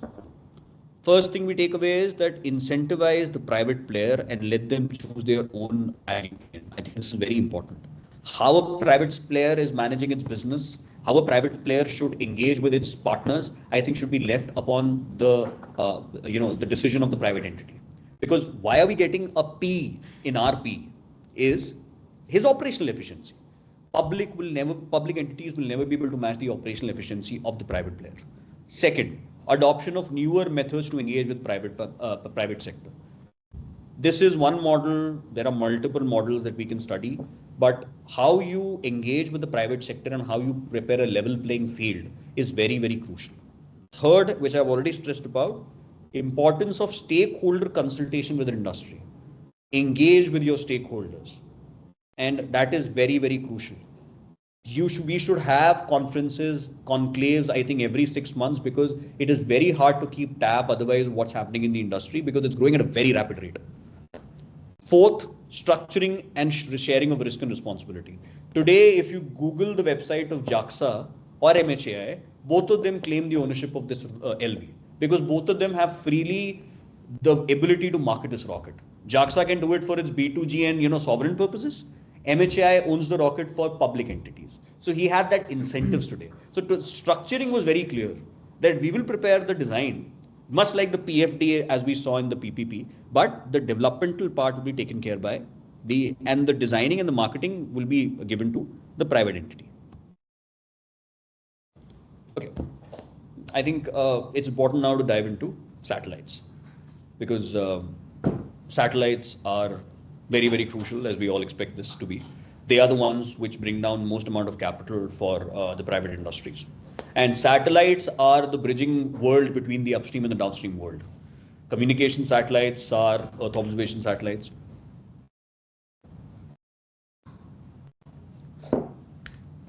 Let's get down to the most crucial and the most important project of them all, Skynet 5. Skynet 5 was a communications PPP project that was taken up by the United Kingdom Ministry of Defense along with NATO to put two giant satellites, because at that point the need was okay, let me start with the Gulf War. After the Gulf War and after NATO was formed, there is a crucial need that UK understands that the undersea communications and cables are now limited. A lot is happening in the Western world, and we need to rely on greater flexibility and reliability, and we need dedicated satellites for our communications. So a contractual structure is formed, what they called Private Finance Initiative. PFI for these slides may be considered as PPP. And they call EADS Astrium, which is basically Airbus and Defense Systems, and Paradigm Secure Communications to come up with proposals. 5 organizations approached: Lockheed Martin, Boeing, EADS Airbus, Paradigm Secure Communications, and they submitted their existing proposals. Out of these 2 proposals were then shortlisted. What was the catch here? The catch was that the designing of these satellites will be done by MOD. The operations, the eventual launching, and the making sure that this data reaches Ministry of Defense and NATO allied defense countries has to be borne by the private player. What was he getting in return? Whatever excess bandwidth which is available can be sold in the international market, but to NATO partner countries. That was a condition. So this is basically the sort of a structure, PPP structure, if you may say. The concessioning authority here is, like Rajat had explained in his slides, here it is the Ministry of Defense, United Kingdom. The concessionaire here is Airbus Defence and Space, formerly Paradigm Secure Communications. Airbus and Paradigm sort of, fused together for this particular project. Once again, if you look at the chain of command and the value chain here, see, in projects of space sector, no one entity can do everything by themselves. We've learned this. Keeping aside SpaceX for the sake of this conversation, so far, organizations have relied upon the expertise of multiple organizations, and that's why it is important that, again, I'm stressing with this, it is important that, a concessionaire is allowed to choose his own consulting partners. What are the roles and responsibilities of the MOD here? Specifying the requirements of Skynet 5, providing funding and oversight for the project, that is initial capital, approving project milestones and deliverables, and ensuring that the project meets national security interest. Whatever output data was specified has to be met and delivered to NATO allied defense securities and Ministry of Defense of the United Kingdom. What was Airbus responsible for? Developing and operating Skynet 5, 5A and 5B, providing operation and maintenance services for Skynet 5, and making sure that, surplus bandwidth is being sold. Because this project was of such a large importance, and at that point, the project cost was almost $2.6 billion, this couldn't have been done by one entity. So a PPP flavor came across. Airbus Defence put up 30% of the money. The rest was raised by private banks. Providing financial and credit approval was Skynet 5. Paribas Bank came through, Citibank came through, and this is just to give you a flavor of what we do. When IIFCl is funding a project, for example, Terminal 3 Delhi, which Rajat spoke about, because the project outlay is so big, no one investor takes the risk of it. So you raise money from the debt market, and multiple banks and financial institutions come together as a consortium. For the first time in the space sector, project finance was introduced through this project. So this is a very milestone project. Another reason which I think we can learn from this project is Ministry of Defense and NATO said that both these satellites are very, very crucial. In case there is a launch cost, in case of a launch failure, if one of these satellites crash and they are not able to reach the designated orbit, then of course this will be a loss to the taxpayers' money and of course the national security interest of the country. So insurance was then introduced into this project. Insurance made sure that the cost increased by $3.6 billion from 2.8. This was very crucial because this is what we call in project finance restructuring of the project. Because Airbus Defence and Space is a company which has very good rating, and the promoter is of course Airbus, they secured the rest of the money by raising bonds from the market. So the additional $800 million was raised by bonds from the market, for which of course further subcontractors were put in. Now what is it that we take away from this? I think I've already spoken about it, but the most important thing is that the PFI or the PPP approach here of Skynet 5 has endowed UK MOD with remarkable flexibility. Today you have 2 satellite, by the way, Skynet 5 is still functioning and it's still a landmark project for Ministry of Defence, United Kingdom. Second is expedited procurement process. They did not wait because this was for national security's interest. They directly asked the big contractors to come up on the table and submit their proposals. They knew that such a big, because I mean, look at back in 2008, 2010, $2.5 billion was a lot of money.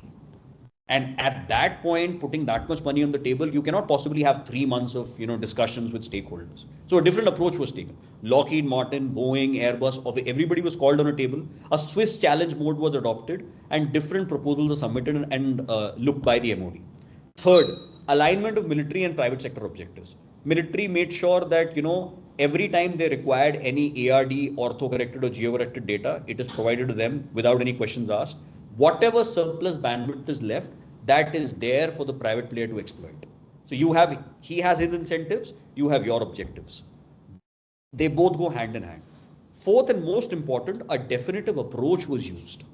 Constructive of cooperation was done, and this also helped again EADS Astrium become a big organization because it was a first of a kind PPP project for Airbus and Airbus Space and Defence, which was before that morely a aviation company. The Swiss mode, if you can. So, sir, Swiss challenge mode is where the organization, instead of doing an expression of interest, or instead of doing, a RFQ or a double stage projects, asks for the industry to submit proposals. They give the objective, they lay out the objectives, and they say, okay, why don't you come up with a designated proposal or a business plan how you would execute this? Because this is an urgent requirement we have. This has to happen within a shorter frame of time. And this requires a huge amount of capital investment, which at this point we're not ready to make. So what is your business plan? Somebody may come up with a business plan saying that, okay, I'm ready to put in 50% of the capital, but I want this much offtake. Somebody may say, no, I don't need an offtake. I just need a guarantee that you will buy my data at market rate. So A, B, C proposals income. Swiss challenge is when the industry is asked to come up with a solution for any problem, where of course they will be a party to it. TerraSAR-X. I think I'll ask my colleague Karthik now to take over for the next 2 slides. Over to you, Karthik. Thank you, sir. And good afternoon, everyone, and thank you for joining us. Now I'll be taking you to the 2 case studies, that is TerraSAR-X and RadarSat. Now first is TerraSAR-X. TerraSAR-X is a German satellite which was launched on 15 June 2007 to leverage the combined strength of German Aerospace Center and Airbus Defence Space to achieve both the scientific and commercial objectives.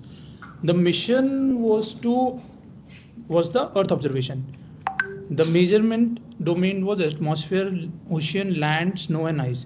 To be very specific, it was a mission to study atmospheric temperature fields, multipurpose imaginary ocean, multipurpose imaginary land, vegetation, etc. Now, what is the objective of the partnership?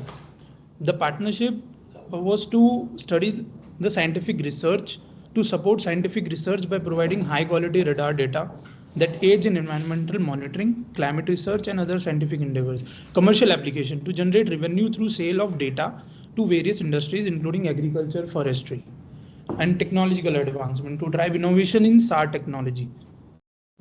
Now, what is the structure of this PPP? As you all know that there is a role and responsibility for a concessioning authority and a concessionaire. So here also the concessioning authority, the German Aerospace Center, known as DLR, is to provide funding for the satellite development, launch and initial operations, ensured scientific objectives were met, and managing data for research purposes, operated the satellite from the German Aerospace Center. The operation is with the concessioning authority. Now, what is the role of Airbus? That is the concessionaire. Invested in the project and contributed in development of operational cost, managed in commercial exploitation of the satellite data, and developed data products and services for commercial clients.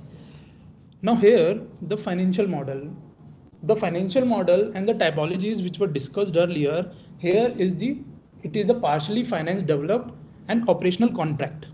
So the TerraSAR-X mission was a total cost of approximately 130 million euros shared between DLR and Airbus. This model allowed the reduction in financial risk and provided a sustainable framework for funding and revenue generation, where DLR focused on the mission scientific aspects, ensuring a robust platform for research, and Airbus aimed at generating commercial revenues, making the mission economically viable. Now here, you can see the concessioning authority is no more focusing on development of satellites. It is focusing more on R&D work and letting the Airbus to develop the satellite. Okay, so next case study is RadarSat 1 and 2.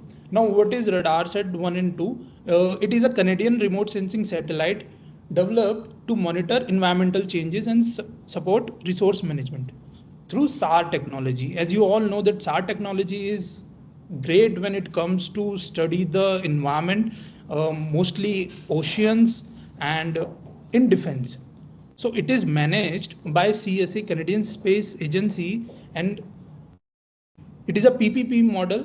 It is a PPP between Canadian Space Agency, and a collaborative effort of United States, Canadian Space Agency and CCRS partnering with NASA. The objective was to provide detailed information on sea ice, terrestrial ice, and crucial climate research and environmental monitoring through SAR technology, and providing real-time products for Arctic Ocean navigation, enhancing ice surveillance capabilities. Okay. So here also the roles and responsibilities are defined. The design and development, finance design and development risk was with both private and public player. And the rest of the risk, that is construction, technical, business and operational risk, is with private. Now here the ownership is not with the public entity, it is with the private player. Now there are two satellites that were launched. RadarSat 1 was launched in 1995 and it was decommissioned in 2013, and RadarSat 2 was launched in 2007 and it is still in operation. Now I would like Mr. Akshat Johri to explain the Galileo model. Thank you. Thank you, Karthik, for that. I would like to take the last satellite case study and the last case study we have, the Galileo model. And I know a lot of people may be thinking that the Galileo model actually failed during its time, but it's important to take away from, failed models as well, because there is always something to learn from every case study. The Galileo is Europe's own global navigation satellite system. Today, it's very much operational, by the way, because it was later funded by the government, providing a highly accurate, guaranteed global positioning service under civilian control. Currently providing initial services, Galileo is basically Europe's answer to the US GPS system or the GLONASS of the Russian global satellite navigation system, what we call GNSS. Back in 2003, the European Space Agency wanted to have its own network of, GNSS. And at that point, the idea was to have a special purpose company formed called GJU, Galileo Joint Undertaking. Galileo Joint Undertaking will have, both public sector and private sector partnerships. That means the government will become a party, a shareholder to the special purpose company. But in order for them to select partners for this SPV, they had to initially take out an elaborate expression of interest and an elaborate bid. And that's where I think the learning lies, because it's quite important. In this kind of a model, the concessionaire, which is GJU, which is formed of both the public sector and the private sector, will be raising funding from commercial banks and by EIB funding. Some equity will be infused by the public and the private sector. And the revenue is coming from, sale of chipsets to mobile phone companies. And that was the job of the concessionaire of the SPV. The idea that primary revenue, that GNSS will have some assured buyout from the government for whatever data it is supplying was limited. Maximum revenue was supposed to come from sale of chipsets, because as we all use Google Maps and Apple Maps and Waze today, as it's a way of life for us, back then it was then a sort of a concept. So purchase revenues from equipment manufacturers and service revenues from service providers are the two main sources of revenues here. The expression of interest phase was simple, and I think their existing committee gave out a notice. A total of 10 weeks time was given to the interested parties to come up with an expression of interest.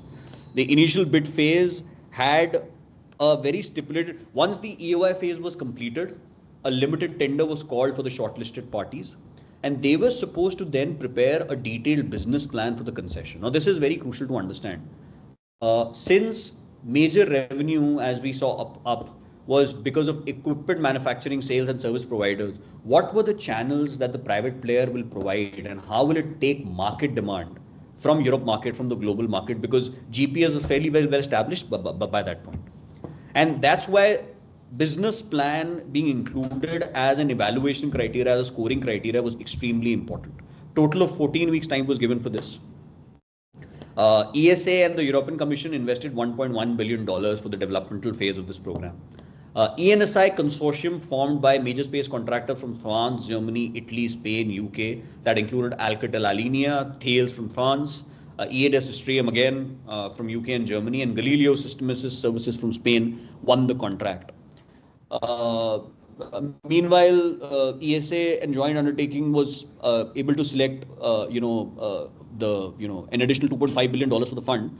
The project unfortunately failed because the then contractors of OEMs, the then so-called big contractors used to make mobile phone companies, which were Motorola, Nokia, and Sony Ericsson, did not see potential in that particular program. They thought that additional chipsets of these nature will not make any changes to their world. It was the pre-smartphone world, if you may say.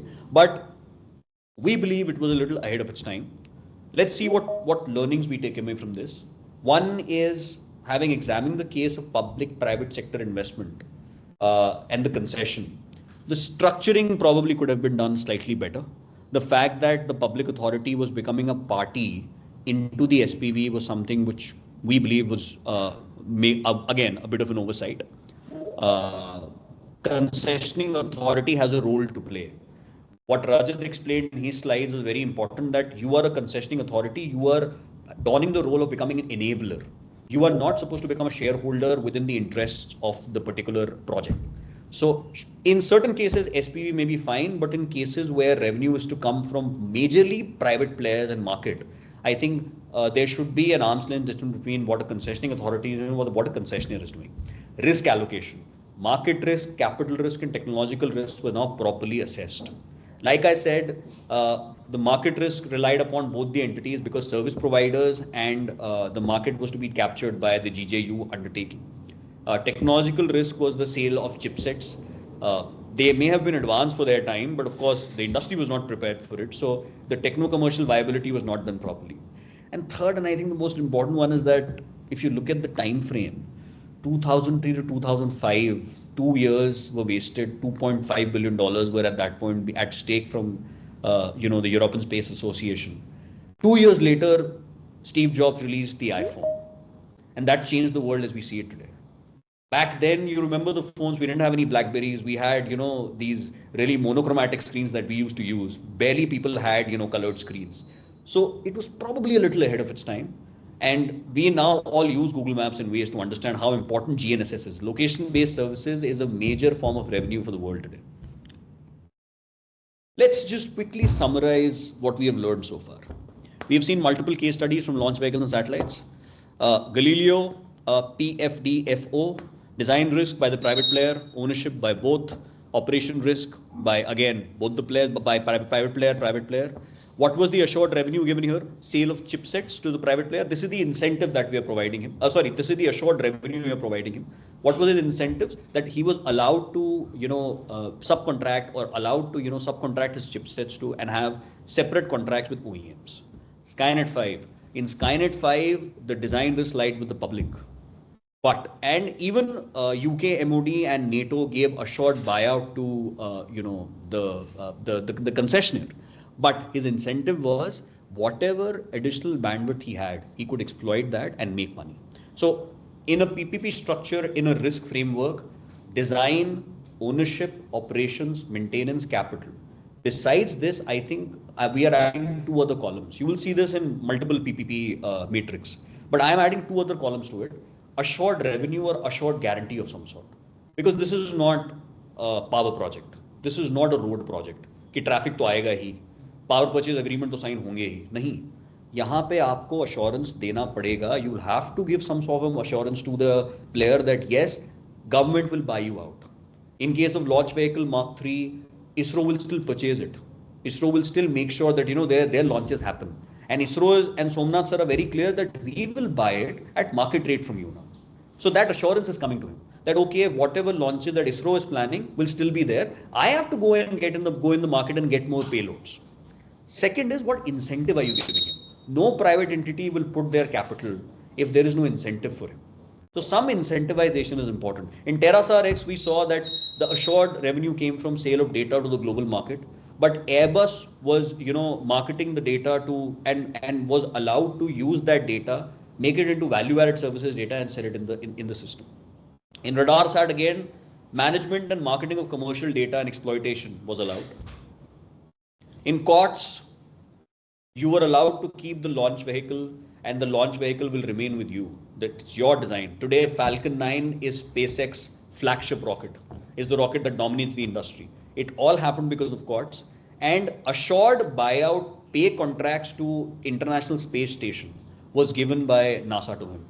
Till this date, Falcon 9 is the chosen vehicle to service the ISS, and as you must have already seen, now the ISS is being dismantled. Another $834 million are going to go to SpaceX for dismantling it again by the Space Launch Vehicle. So look at the amount of business that NASA has assured him for his Falcon 9. For the last 15-18 years, they have been assuring him that, and yet he's still allowed to use that for commercial launches. Artemis program, there is no assured revenue potential, there is no incentive. It's not a PPP of sorts. JAXA S3, again a PFD of sorts, partially financed, designed, not owned and operated exactly, but MHAI was incentivized to choose its own value chain and share the IP of the design. Now, let's quickly try and summarize the Space Act agreements, and I'll ask my colleague, Abhay, to just quickly take you through this, and then I think let's come to the conclusion part. Thank you, Rajat. Thank you, Akshat sir, for giving this opportunity. So, this being the last part of this presentation, but this actually plays a very important role, because for every successful project that we are going through, it talks about how good the agreement is, how good the public-private partnerships are. So since we have studied all the case studies where we understood that there are certain standard model concession agreements where we define how the risk is being separated, how the finances are being looked into, how the if at all any disputes comes, how dispute resolution mechanism are taken into place. So when we talk about space sector, and when we are trying to construct a model concession agreement for the space sector, one of the examples that we can take into consideration is that of Space Act Agreement, which through NASA in 1958 they came up with a objective that there must be a standardized Space Act Agreement which actually looks into the functioning of how the public and private partnerships have to come into place, how the risk has to be mitigated, what are the finances that they have to build up. Now, when the Space Act Agreement was into place, the considerations or the most important factors that they were looking into is that, first thing, based upon the parties, who are the parties, who are the public entities that they are taking into place, what are the objectives that the NASA as a regulatory body wants to, meet up, and what the private parties can bring on board. The second most objective is that the choice of law. If the PPP that has been entered with the parties or the entities which are into domestic missile, then the domestic entities, the domestic law follows. Whereas when global parties come into place, it is the international law that comes into action. And when we talk about the international laws, these are whether there are treaties that have been signed, whether the due diligence has been done, all the international parties have got all the clearances so that they can enter into a consortium with the domestic parties. And the third most important thing is the financial obligation. We know that the contracts that have been entered are, the cost of the creation of a launch vehicle is very expensive. So the financial obligation also plays very important role. Now, taking all these three into consideration, these are certain types of agreements that the Space Act agreement has taken into place. As the word itself says, that there are 5 major important agreements that we would be talking into, very brief in nature, but the word itself defines what type of agreement they are. One, the reimbursable agreement, non-reimbursable agreement, funded agreement, international agreement, umbrella agreement. Now, when we talk about reimbursable agreement, the objective here is that NASA plays as a regulatory authority. It provides an RFQ, it asks for an RFQ, and based upon the goods and services, the facilities that the parties can provide, they get into a reimbursable agreement. So any mission that they want, any mission that NASA wants to accomplish, the type of agreement in reimbursable agreement, these are the goods and services that the small entities can contribute to the major project of NASA. Now, the second type of agreement that we look into is non-reimbursable agreement. In these non-reimbursable agreements, these are basically a mutual agreements where the objective of the public as well as the private parties are met together, where both public and private parties come together in order to meet a specific mission or task. The funded agreements again are those agreements that you find in order to meet the agency's objective, which cannot be accomplished wholesale by the private entity or by the public entity. These are being raised through funds, through procurements, through grants, through contracts. The fourth important type of agreement is seen as an international agreement. In an international agreement, the word itself says wherever there is an global entity participating within the domestic procurement or contracts, these international agreements come into place. Now, the beauty of all these agreements are the umbrella agreement, which we in India are also trying to adopt. The umbrella agreement is a robust agreement.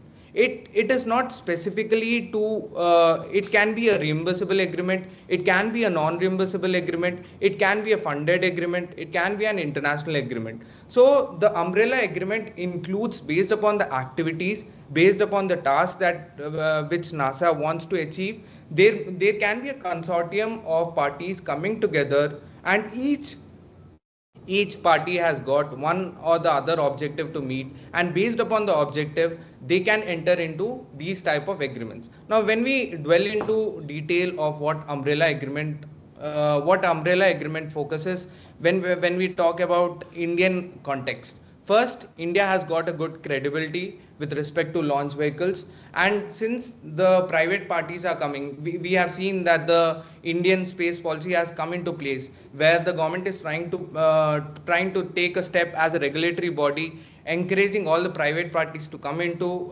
action, asking the private parties to come in consortium, take active part in the bids, and then thereby they are trying to privatize the space sector. So with this positive approach, we can see that in India also we have this potential, and the type of agreements that we can enter, that what the NASA has also taken into place. Now I ask Rajat, Akshat sir to kindly conclude. Thank you so much, Abhay, for that enlightening session. I think Space Act agreements are model concession agreements globally available, and I think we've also borrowed heavily from it for our LVM3 transaction, might I say, sir, because It's quite crucial to have a concession agreement where technology risk, insurance risk are also being considered. These are things which are not discussed in traditional infrastructure projects.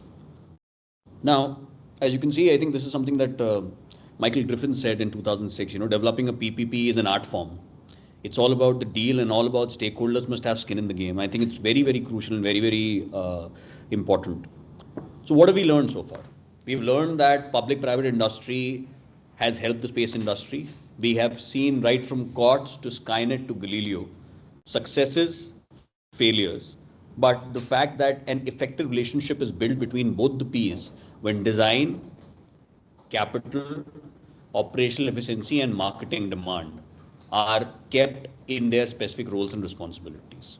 I think that's the first takeaway we have. Second thing that we have learned is typology. You need to understand the typology for the kind of space product you are preparing. You have operation concession. You may have partially financed design and develop. You may have partially financed design, develop and fully operate own. Or you may have partially financed and fully design, operate and own. They all have different responsibilities. They all have different structuring capabilities.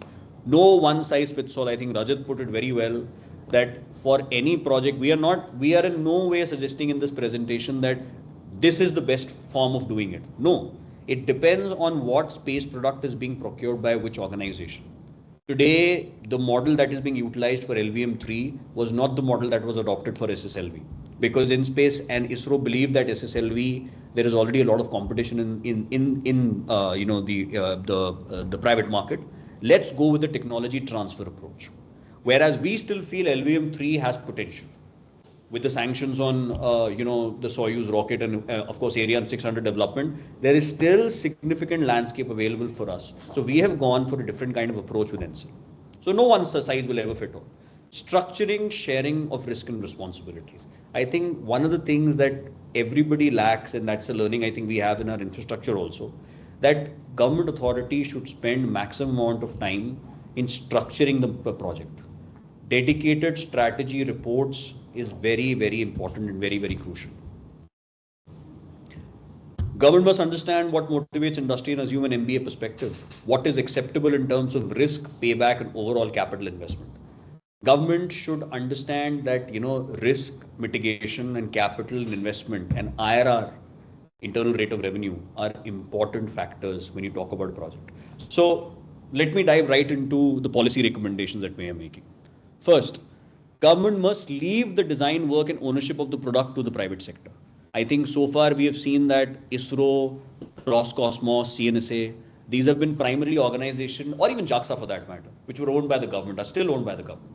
But going forward, I think the job of the government entity should not be owning products in the upstream. They should become enablers. They should become project enablers. Private companies know best how to build their own products and maximize performance. And again, I'm not making a generalized statement. I'm not saying this works for all products, but certainly for certain products going forward. Today, we see a lot of traction in the hyperspectral world. Hyperspectral satellites are supposed to grow at a very steady rate in the next 6 years. I think that technology or similar technology examples can be taken up. Simplifying design and construction. Public authorities should make sure that simplification of effective design and effective form of construction is achieved. Nobody benefits when multiple facilities are built across a country like India or United States and supply chain costs rise up. I think simplification of it is a very, very crucial step. We are now taking it with LVM3. We are trying to make sure that industry will come up with its own facilities in one remote location, and whatever facilities are existingly there will be shared. Expand competition. We have seen this in COTS, and we learned this that COTS effectively made sure from 21 proposals, 2 companies were selected. One of those companies today are one of the biggest contributors to the space world. It is important to have a level playing field and allow all kinds of players. And yes, there will be L&Ts and HALs, but there will also be Agnikul's and Dhruvas and Skyroutes. So it is important that every product should have a different kind of, a level playing field. We should also look at the startups. SSLV, for example, was a smaller rocket, and today 20 companies have been shortlisted in that expression of interest. LVM3, we understand the capital investment requirement is much higher. So our evaluation criteria is also taking into account that kind of work. Keep overheads low. We learned this from Artemis program. Overheads minimization is something that the government needs to do. We have a limited budget. That budget should be kept away from commercialization. And that's why New Space India Limited and InSpace like authorities have that task. They have their own balance sheets. They have their own profit incentives. I'm sorry, not InSpace, but NCL does. And less budget dependency on ISRO is now being looked at, which I think is important because the budget which is coming to ISRO is for a very different objective. So overhead management, I think, is also very, very important. Servicing, production of launch vehicles, commercialization, leasing of satellites, these things should be kept away from the overhead management. Cost plus contract versus PPP. I think it's high time, sir. I think with your platform, I would like to make this point that, cost plus contracts or fixed price contracts like, dare I say, PSLV contract should now be discouraged. I think it is important that some kind of risk sharing with the private player is looked at. We have examples of this, sir, even in the defense sector. Look at the Eurofighter Typhoon, one of the largest aircrafts that came out in the previous decade from Europe. That is a joint strike fighter aircraft that has come for the industry, for nations, by private entities. So I'm not just talking about commercial projects. Even research and development projects have could have an idea where certain risks are being transferred to the private industry. I think there can be methods where, the private industry in a consortium wise comes together and delivers a product which may be new. And sure, research and development testing will have its sunk cost. But that is where the government has to step up and say, okay, for your sunk cost or for your testing failures, I will give you some capital grant, or I'll give you my facilities to test, or I'll make sure that I bear the first loss of capital, or whatever. I mean, we can come up with multiple credit enhancement mechanisms. Point is, government should become the enabler even in R&D projects. Discourage cost plus contracts. And I think, sir, the last policy recommendation I want to make is we already have a space policy in place. I think we should have a public-private policy also for space. And this idea we've already floated with the ISRO team. And we would be happy together to prepare a public-private partnership policy because, sir, every state in India has a PPP policy for infrastructure in their state. Tamil Nadu does, Maharashtra does, Meghalaya does. All PPP for all infrastructure projects is governed by that policy. It's high time, sir, we have a national PPP policy for space also in place that talks about various, SOPs that it takes into consideration what kind of, capacity building is required, what kind of, models can be adopted, whether it's for satellites, whether it's for launch vehicles, whether it's for other space products. I think that is something that we can look at because it enhances the capabilities and global competitiveness. Also, it expands our access to the market. I think the other recommendations are like Rajat had mentioned very well. A transparent procurement method needs to come into place. I think which I pretty much is already there, but we're just I think emphasizing that. And avoiding aggressive bidding. I think again, cost plus contracts, L1 contracts will make sure that vendors, contractors come up with the lowest bid. And that is something that is a learning that we take from our infrastructure sector, that infrastructure sector is now completely shifted for large scale projects towards quality cost-based system analysis. For LVM3, sir, we are shortlisting players on a very stringent criteria. And then a limited tender will be floated wherein, other criteria will still be seen. So quality should be on the forefront and technical scoring should be on the forefront when technology risk is involved, especially for rockets like LVM3 or PSLV, etc. It is important to evolve efficient evaluation criteria where technical and commercial scoring is also taken into consideration. And I think the third policy recommendation, sir, that I would like to make, thanks to your platform, is we should also have our own Space Act agreement. NHAI, sir, had released a model concession agreement that was adopted across the platform by renewable energy, by thermal power projects, where, clauses, it is an SOP document, where, the concessioning authorities and concessioners' role is clearly defined. I think with our learning of LVM3 and I think eventually with future projects, we will also have some concession agreements in place.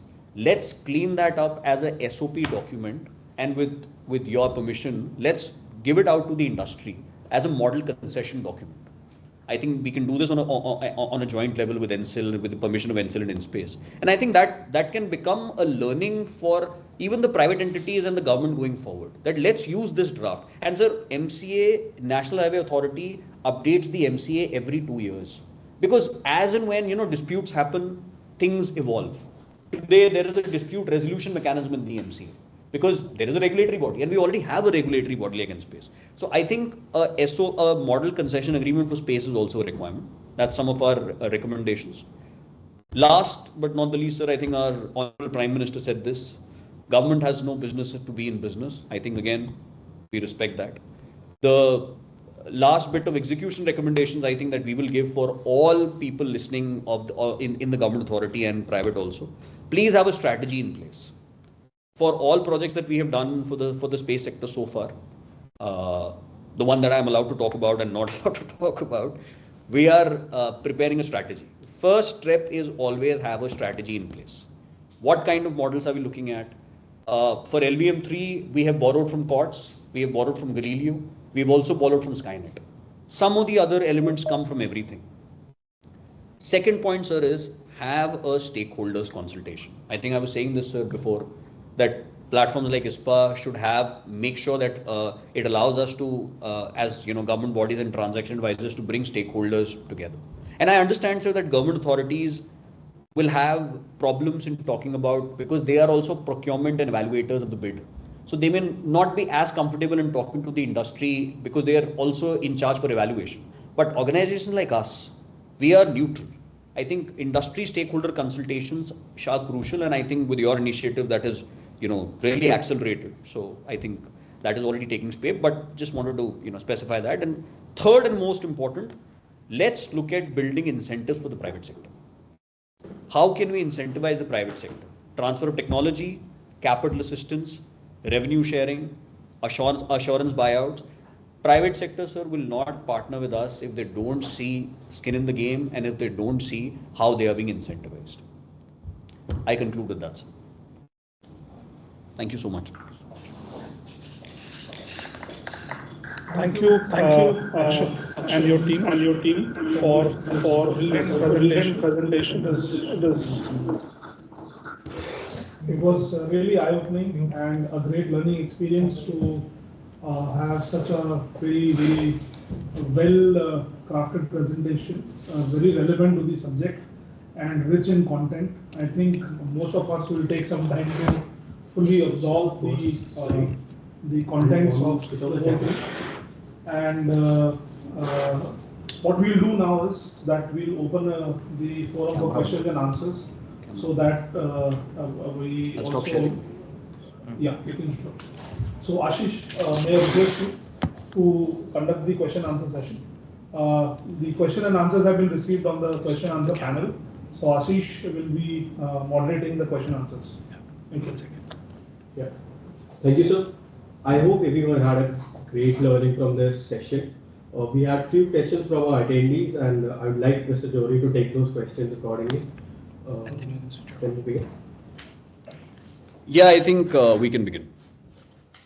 Yeah. So the first question is from Air Marshal B.R. Krishna. That's how much profit is necessary for a private party to make a project viable as a PPP? Just a sec. This one? Yeah.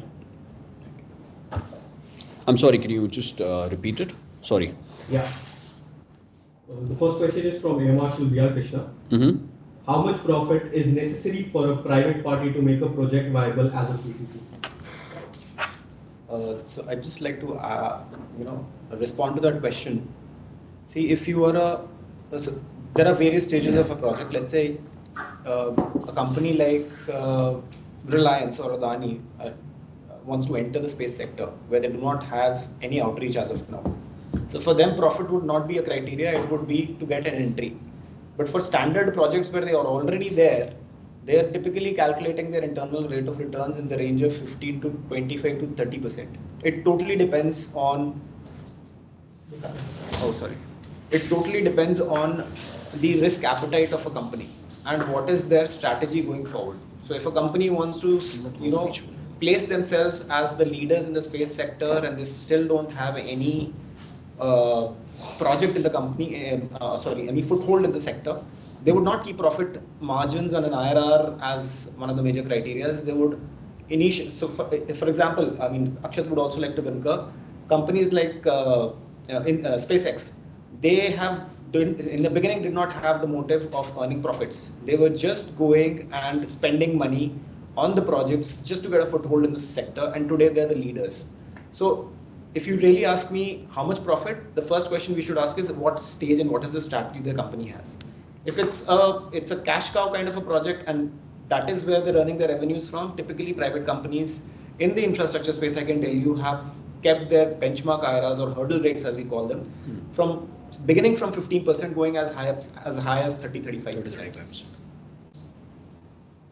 I hope that answers the question. Okay. Yeah. Next question. Take over the next question. This is from Mr. Shaju Stephen. What has been the shortest term in terms of year for a PPP project that you have worked on?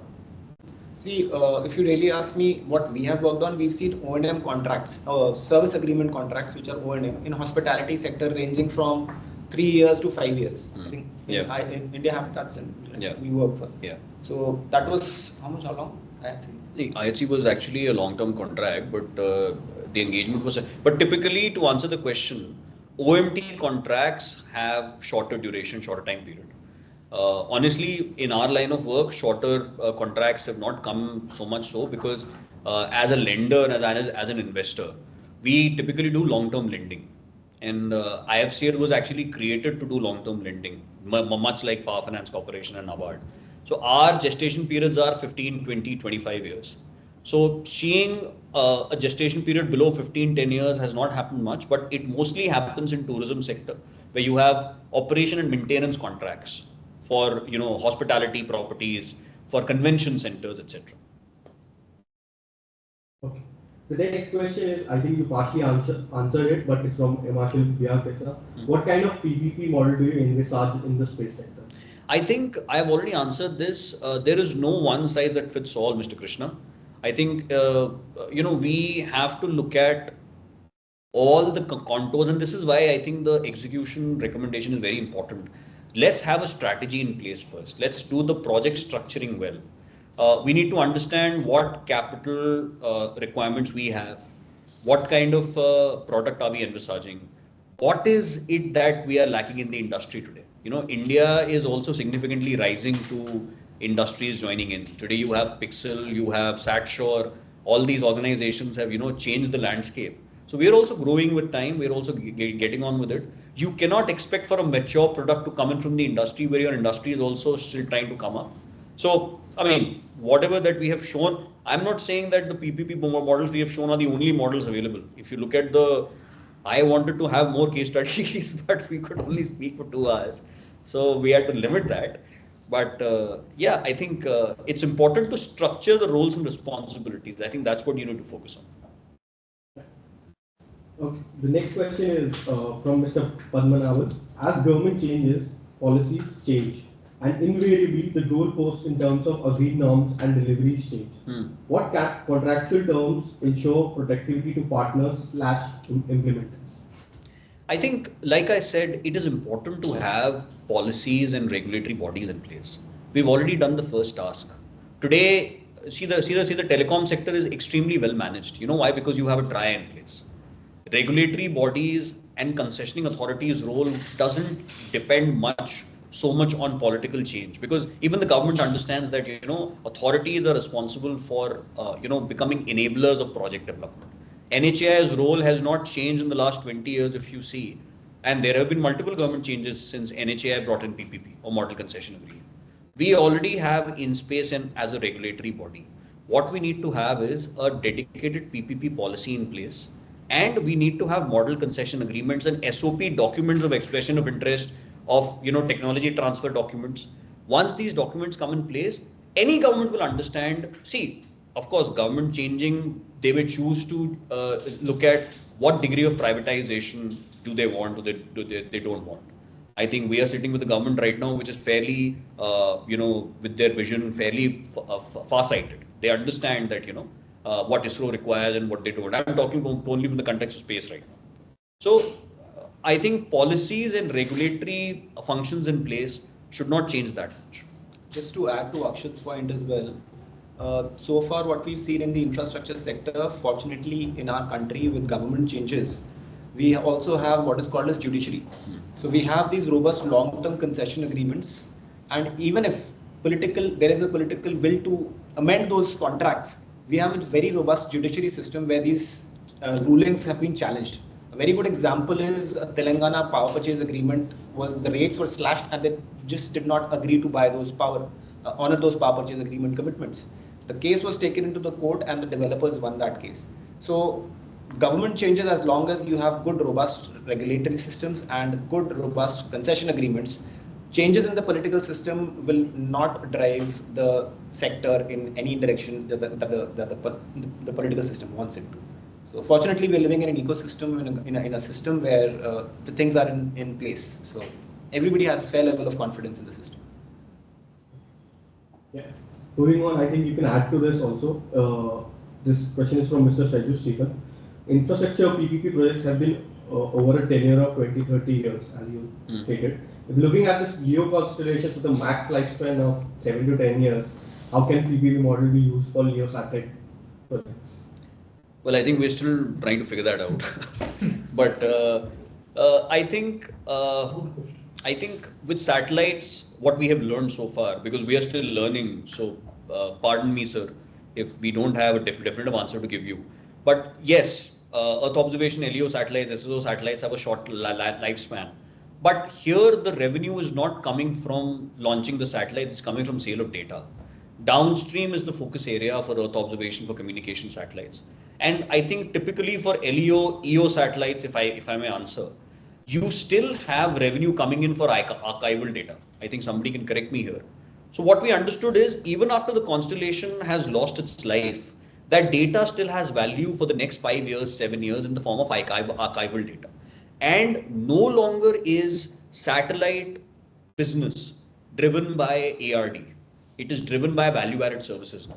If you look at the global reports, VAS is the major contributor in the next coming years. And 3-4 of the biggest sectors are finance, where the CAGR is almost 12.5%, natural resource monitoring, disaster management, and of course, defense.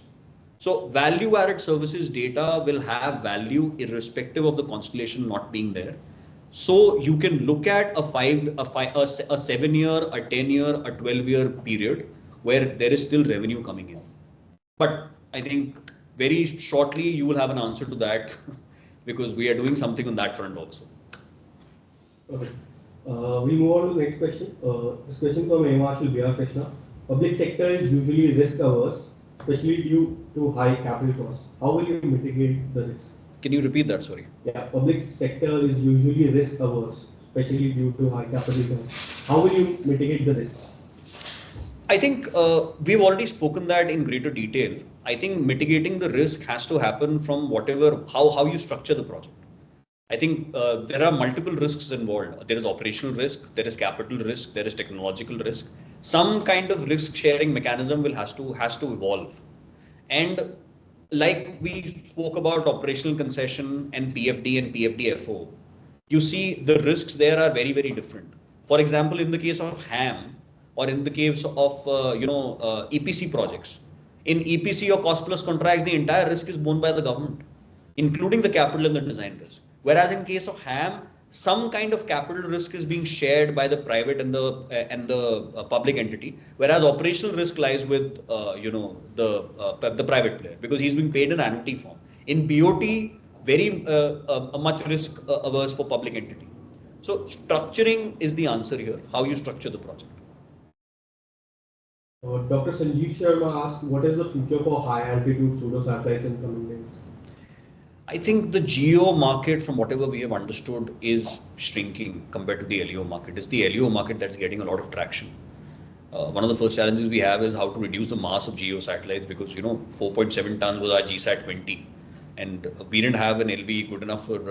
This is about those high altitude drones which are flying. Oh, okay. I already I think I don't see them from a SWOT or from a pestle analysis. I don't see them as a threat, to be honest, to Earth observation data. I think Earth observation is pretty much a constellation-based network so far. And yes, from value-added services perspective, I think all kind of data points will merge eventually. Like I said, upstream, the revenue that you are generating from upstream.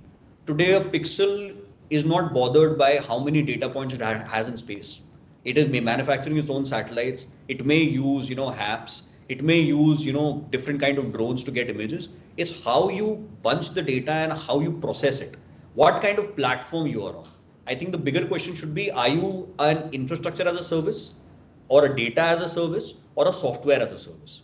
Why Planet, Black Sky or Maxar where they are is because they are fairly well developed in the data value chain. Yes, they have a network of data points, but it's also important to understand where they are on the downstream section because that's where the revenue is coming from. Nobody is paying Maxar and or Planet because they have 390 satellites or 500 satellites. It's what data they are giving you is what matters. So I honestly don't see that as so much of a challenge for EOSAT companies. As of the last question, do you have any experience in financial advisory for global PPP projects using India Exit EXIM? See, we are currently in the process of entering into an arrangement for overseas project in collaboration. I mean, it's too early to say, but yes, we are going on that line. But yes, another thing to add is we have an overseas subsidiary, IIFC UK London, which is actually the whole and soul in, I would say, subsidiary of IIFCl, and it's the entire scope of that organization is to fund projects in dollar-denominated loans. And so we are trying that IIFC UK also comes into this kind of a business where it is assisting overseas projects, but so far we don't have that mandate. Please. You mentioned about private sector taking more risk.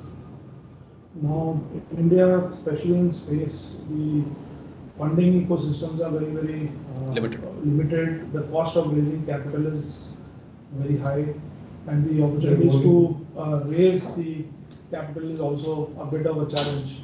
So, given these challenges which already exist, where it is where the founder equity also suffers as they go up, the amount of when the amount of investments increase, it's a challenge. And we have been, especially when you cross Series A, then it becomes challenging because the foreign VC step in and ownership of companies starts becoming a challenge.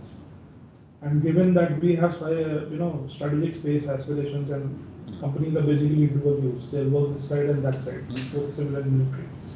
So in such a scenario, how do you see handling this, and where do we see the opportunity where ISpA and IIFCl can work together to help address this problem?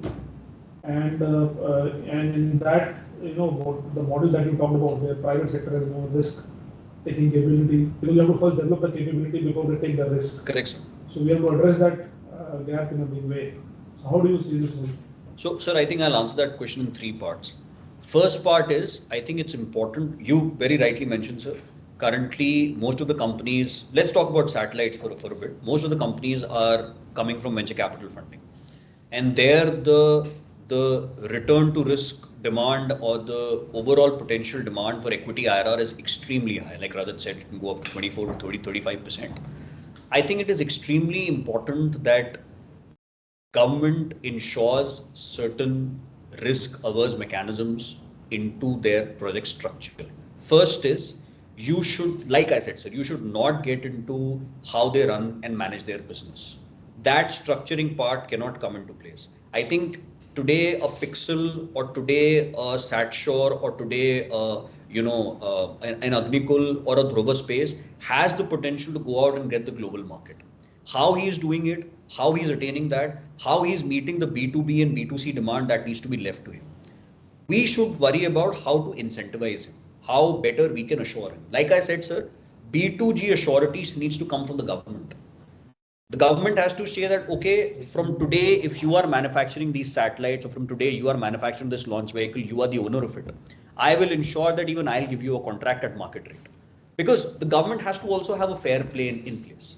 No longer can, sir, we have organizations like Prasar Bharati or other organizations, if I may say so, who say that, no, we also want satellite bandwidth leasing data at a subsidized rate. Oh, but why?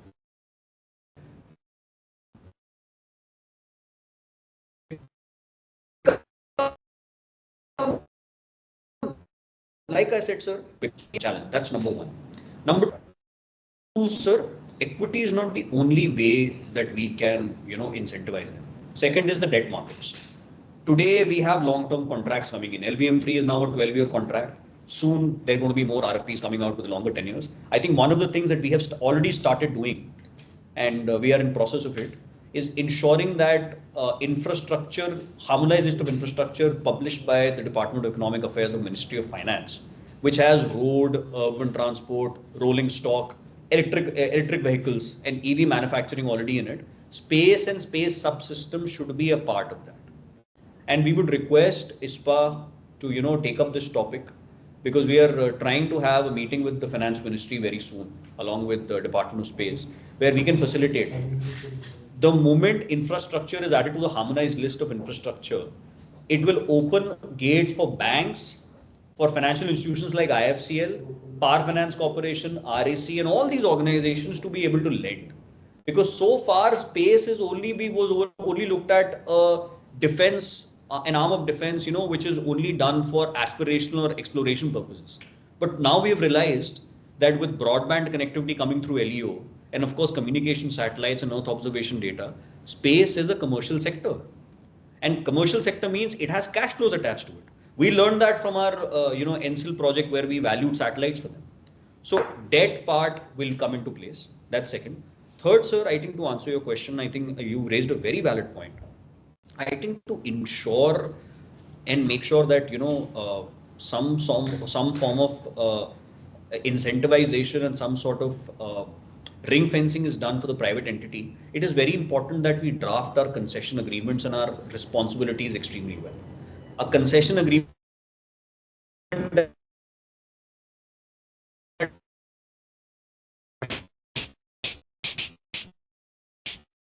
shows them, especially on a lease basis, for sure.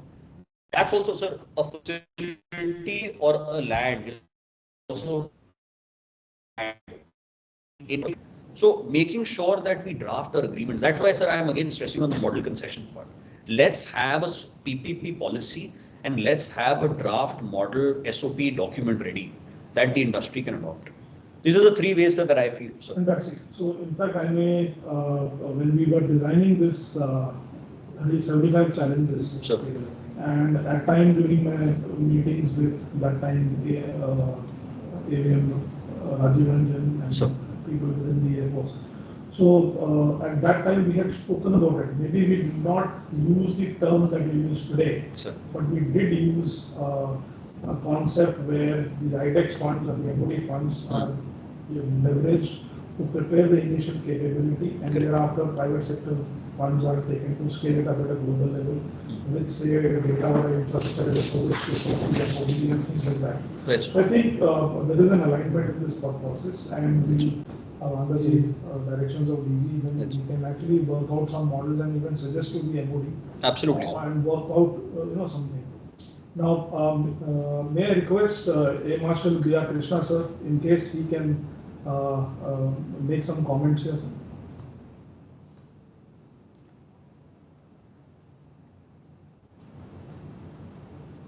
So your mic is muted, sir. Can you put Yes, I have given him access. Sir, your mic is still muted, sir. Can you give him?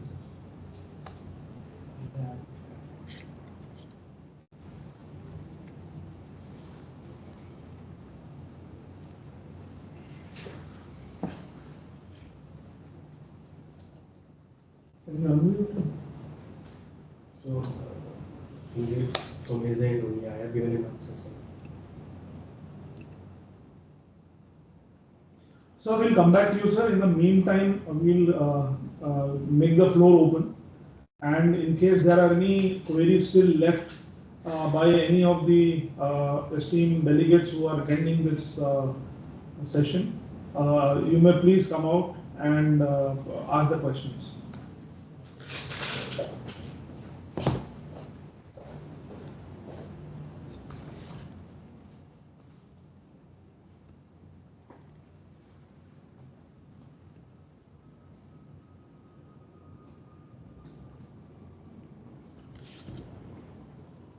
Any queries from anybody, please?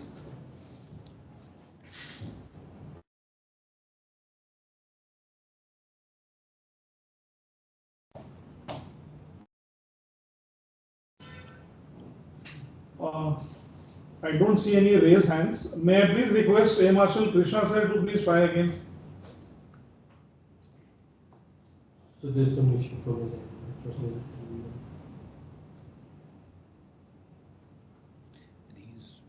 He may be joining from a Mac. तो उसमें problem आती है microphone में allow access करना पड़ता है. Maybe.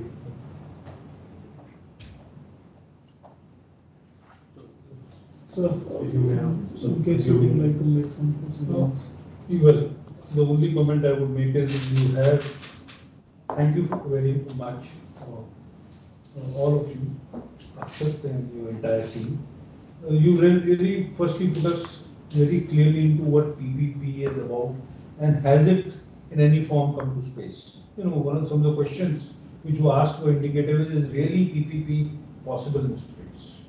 And for that, what you have done in the LVM3 and how it goes forward is a very, very important step. But the most important step would be where there is, I envisage a bigger market, and that is in the EO segment and satellites. And we, as we go forward, we have to get it right. For this method of PPP to become a support to the private industry, especially in terms of finances, which are very, very critical for at least the space domain, for because of the risks which I know. This I see, your whole presentation today I see, is the first education to the stakeholders. And I see the next step forward is a round table physically with the stakeholders, where they can look at it from their point, ask you more intimate questions.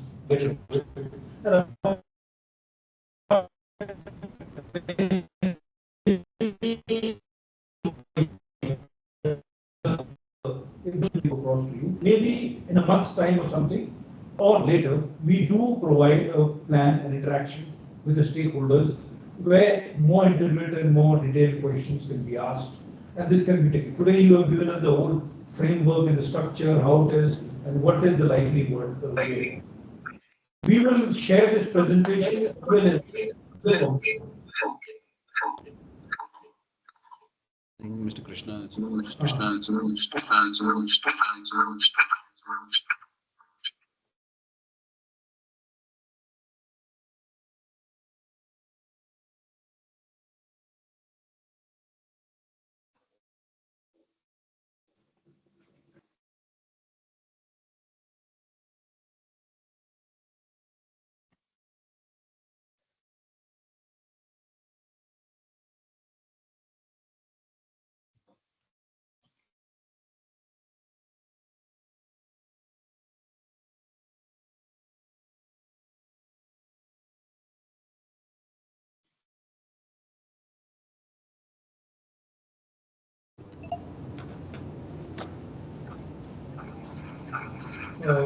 I would like to finish here because I think we have crossed the time we had given all our members by half an hour. But it speaks of the kind of details you wanted to. And definitely from PPP, which I knew very well for the basically for the road sector infrastructure, this has huge opportunities in space. Absolutely. And for space to grow. And we look forward to working together with you and with all our members who are the stakeholders to carry it forward. Right. Special thanks to you and all of you. Thank you. Sir, I would like to extend my thanks to Director General Sir, to Satyam Sir, and the entire team of ISpA for inviting us to their office and having this interaction. I think space for us also has been a new learning for the last 3 years. We have been doing this. In fact, this has been pretty much major part of our lives. And I think whatever learning we had has been fairly comprehensively put. In fact, we did leave out a lot of case studies, but whatever the best case studies we could come up with, we dwelled into it. And I think this is a great platform to interact with people. And we would love to have another roundtable, sir, very soon, with your permission. I think with your event and with InSpace being on a regulatory framework, again, I'm stressing this. I think we have a fairly good platform to interact with people. And thank you so much for providing us with this opportunity. We appreciate it, sir. Thanks so much. Thank you everyone for joining, and we thank the IIFCl team to be here. We hope to see you on the next session soon. We conclude the session here. Thank you. Thank you.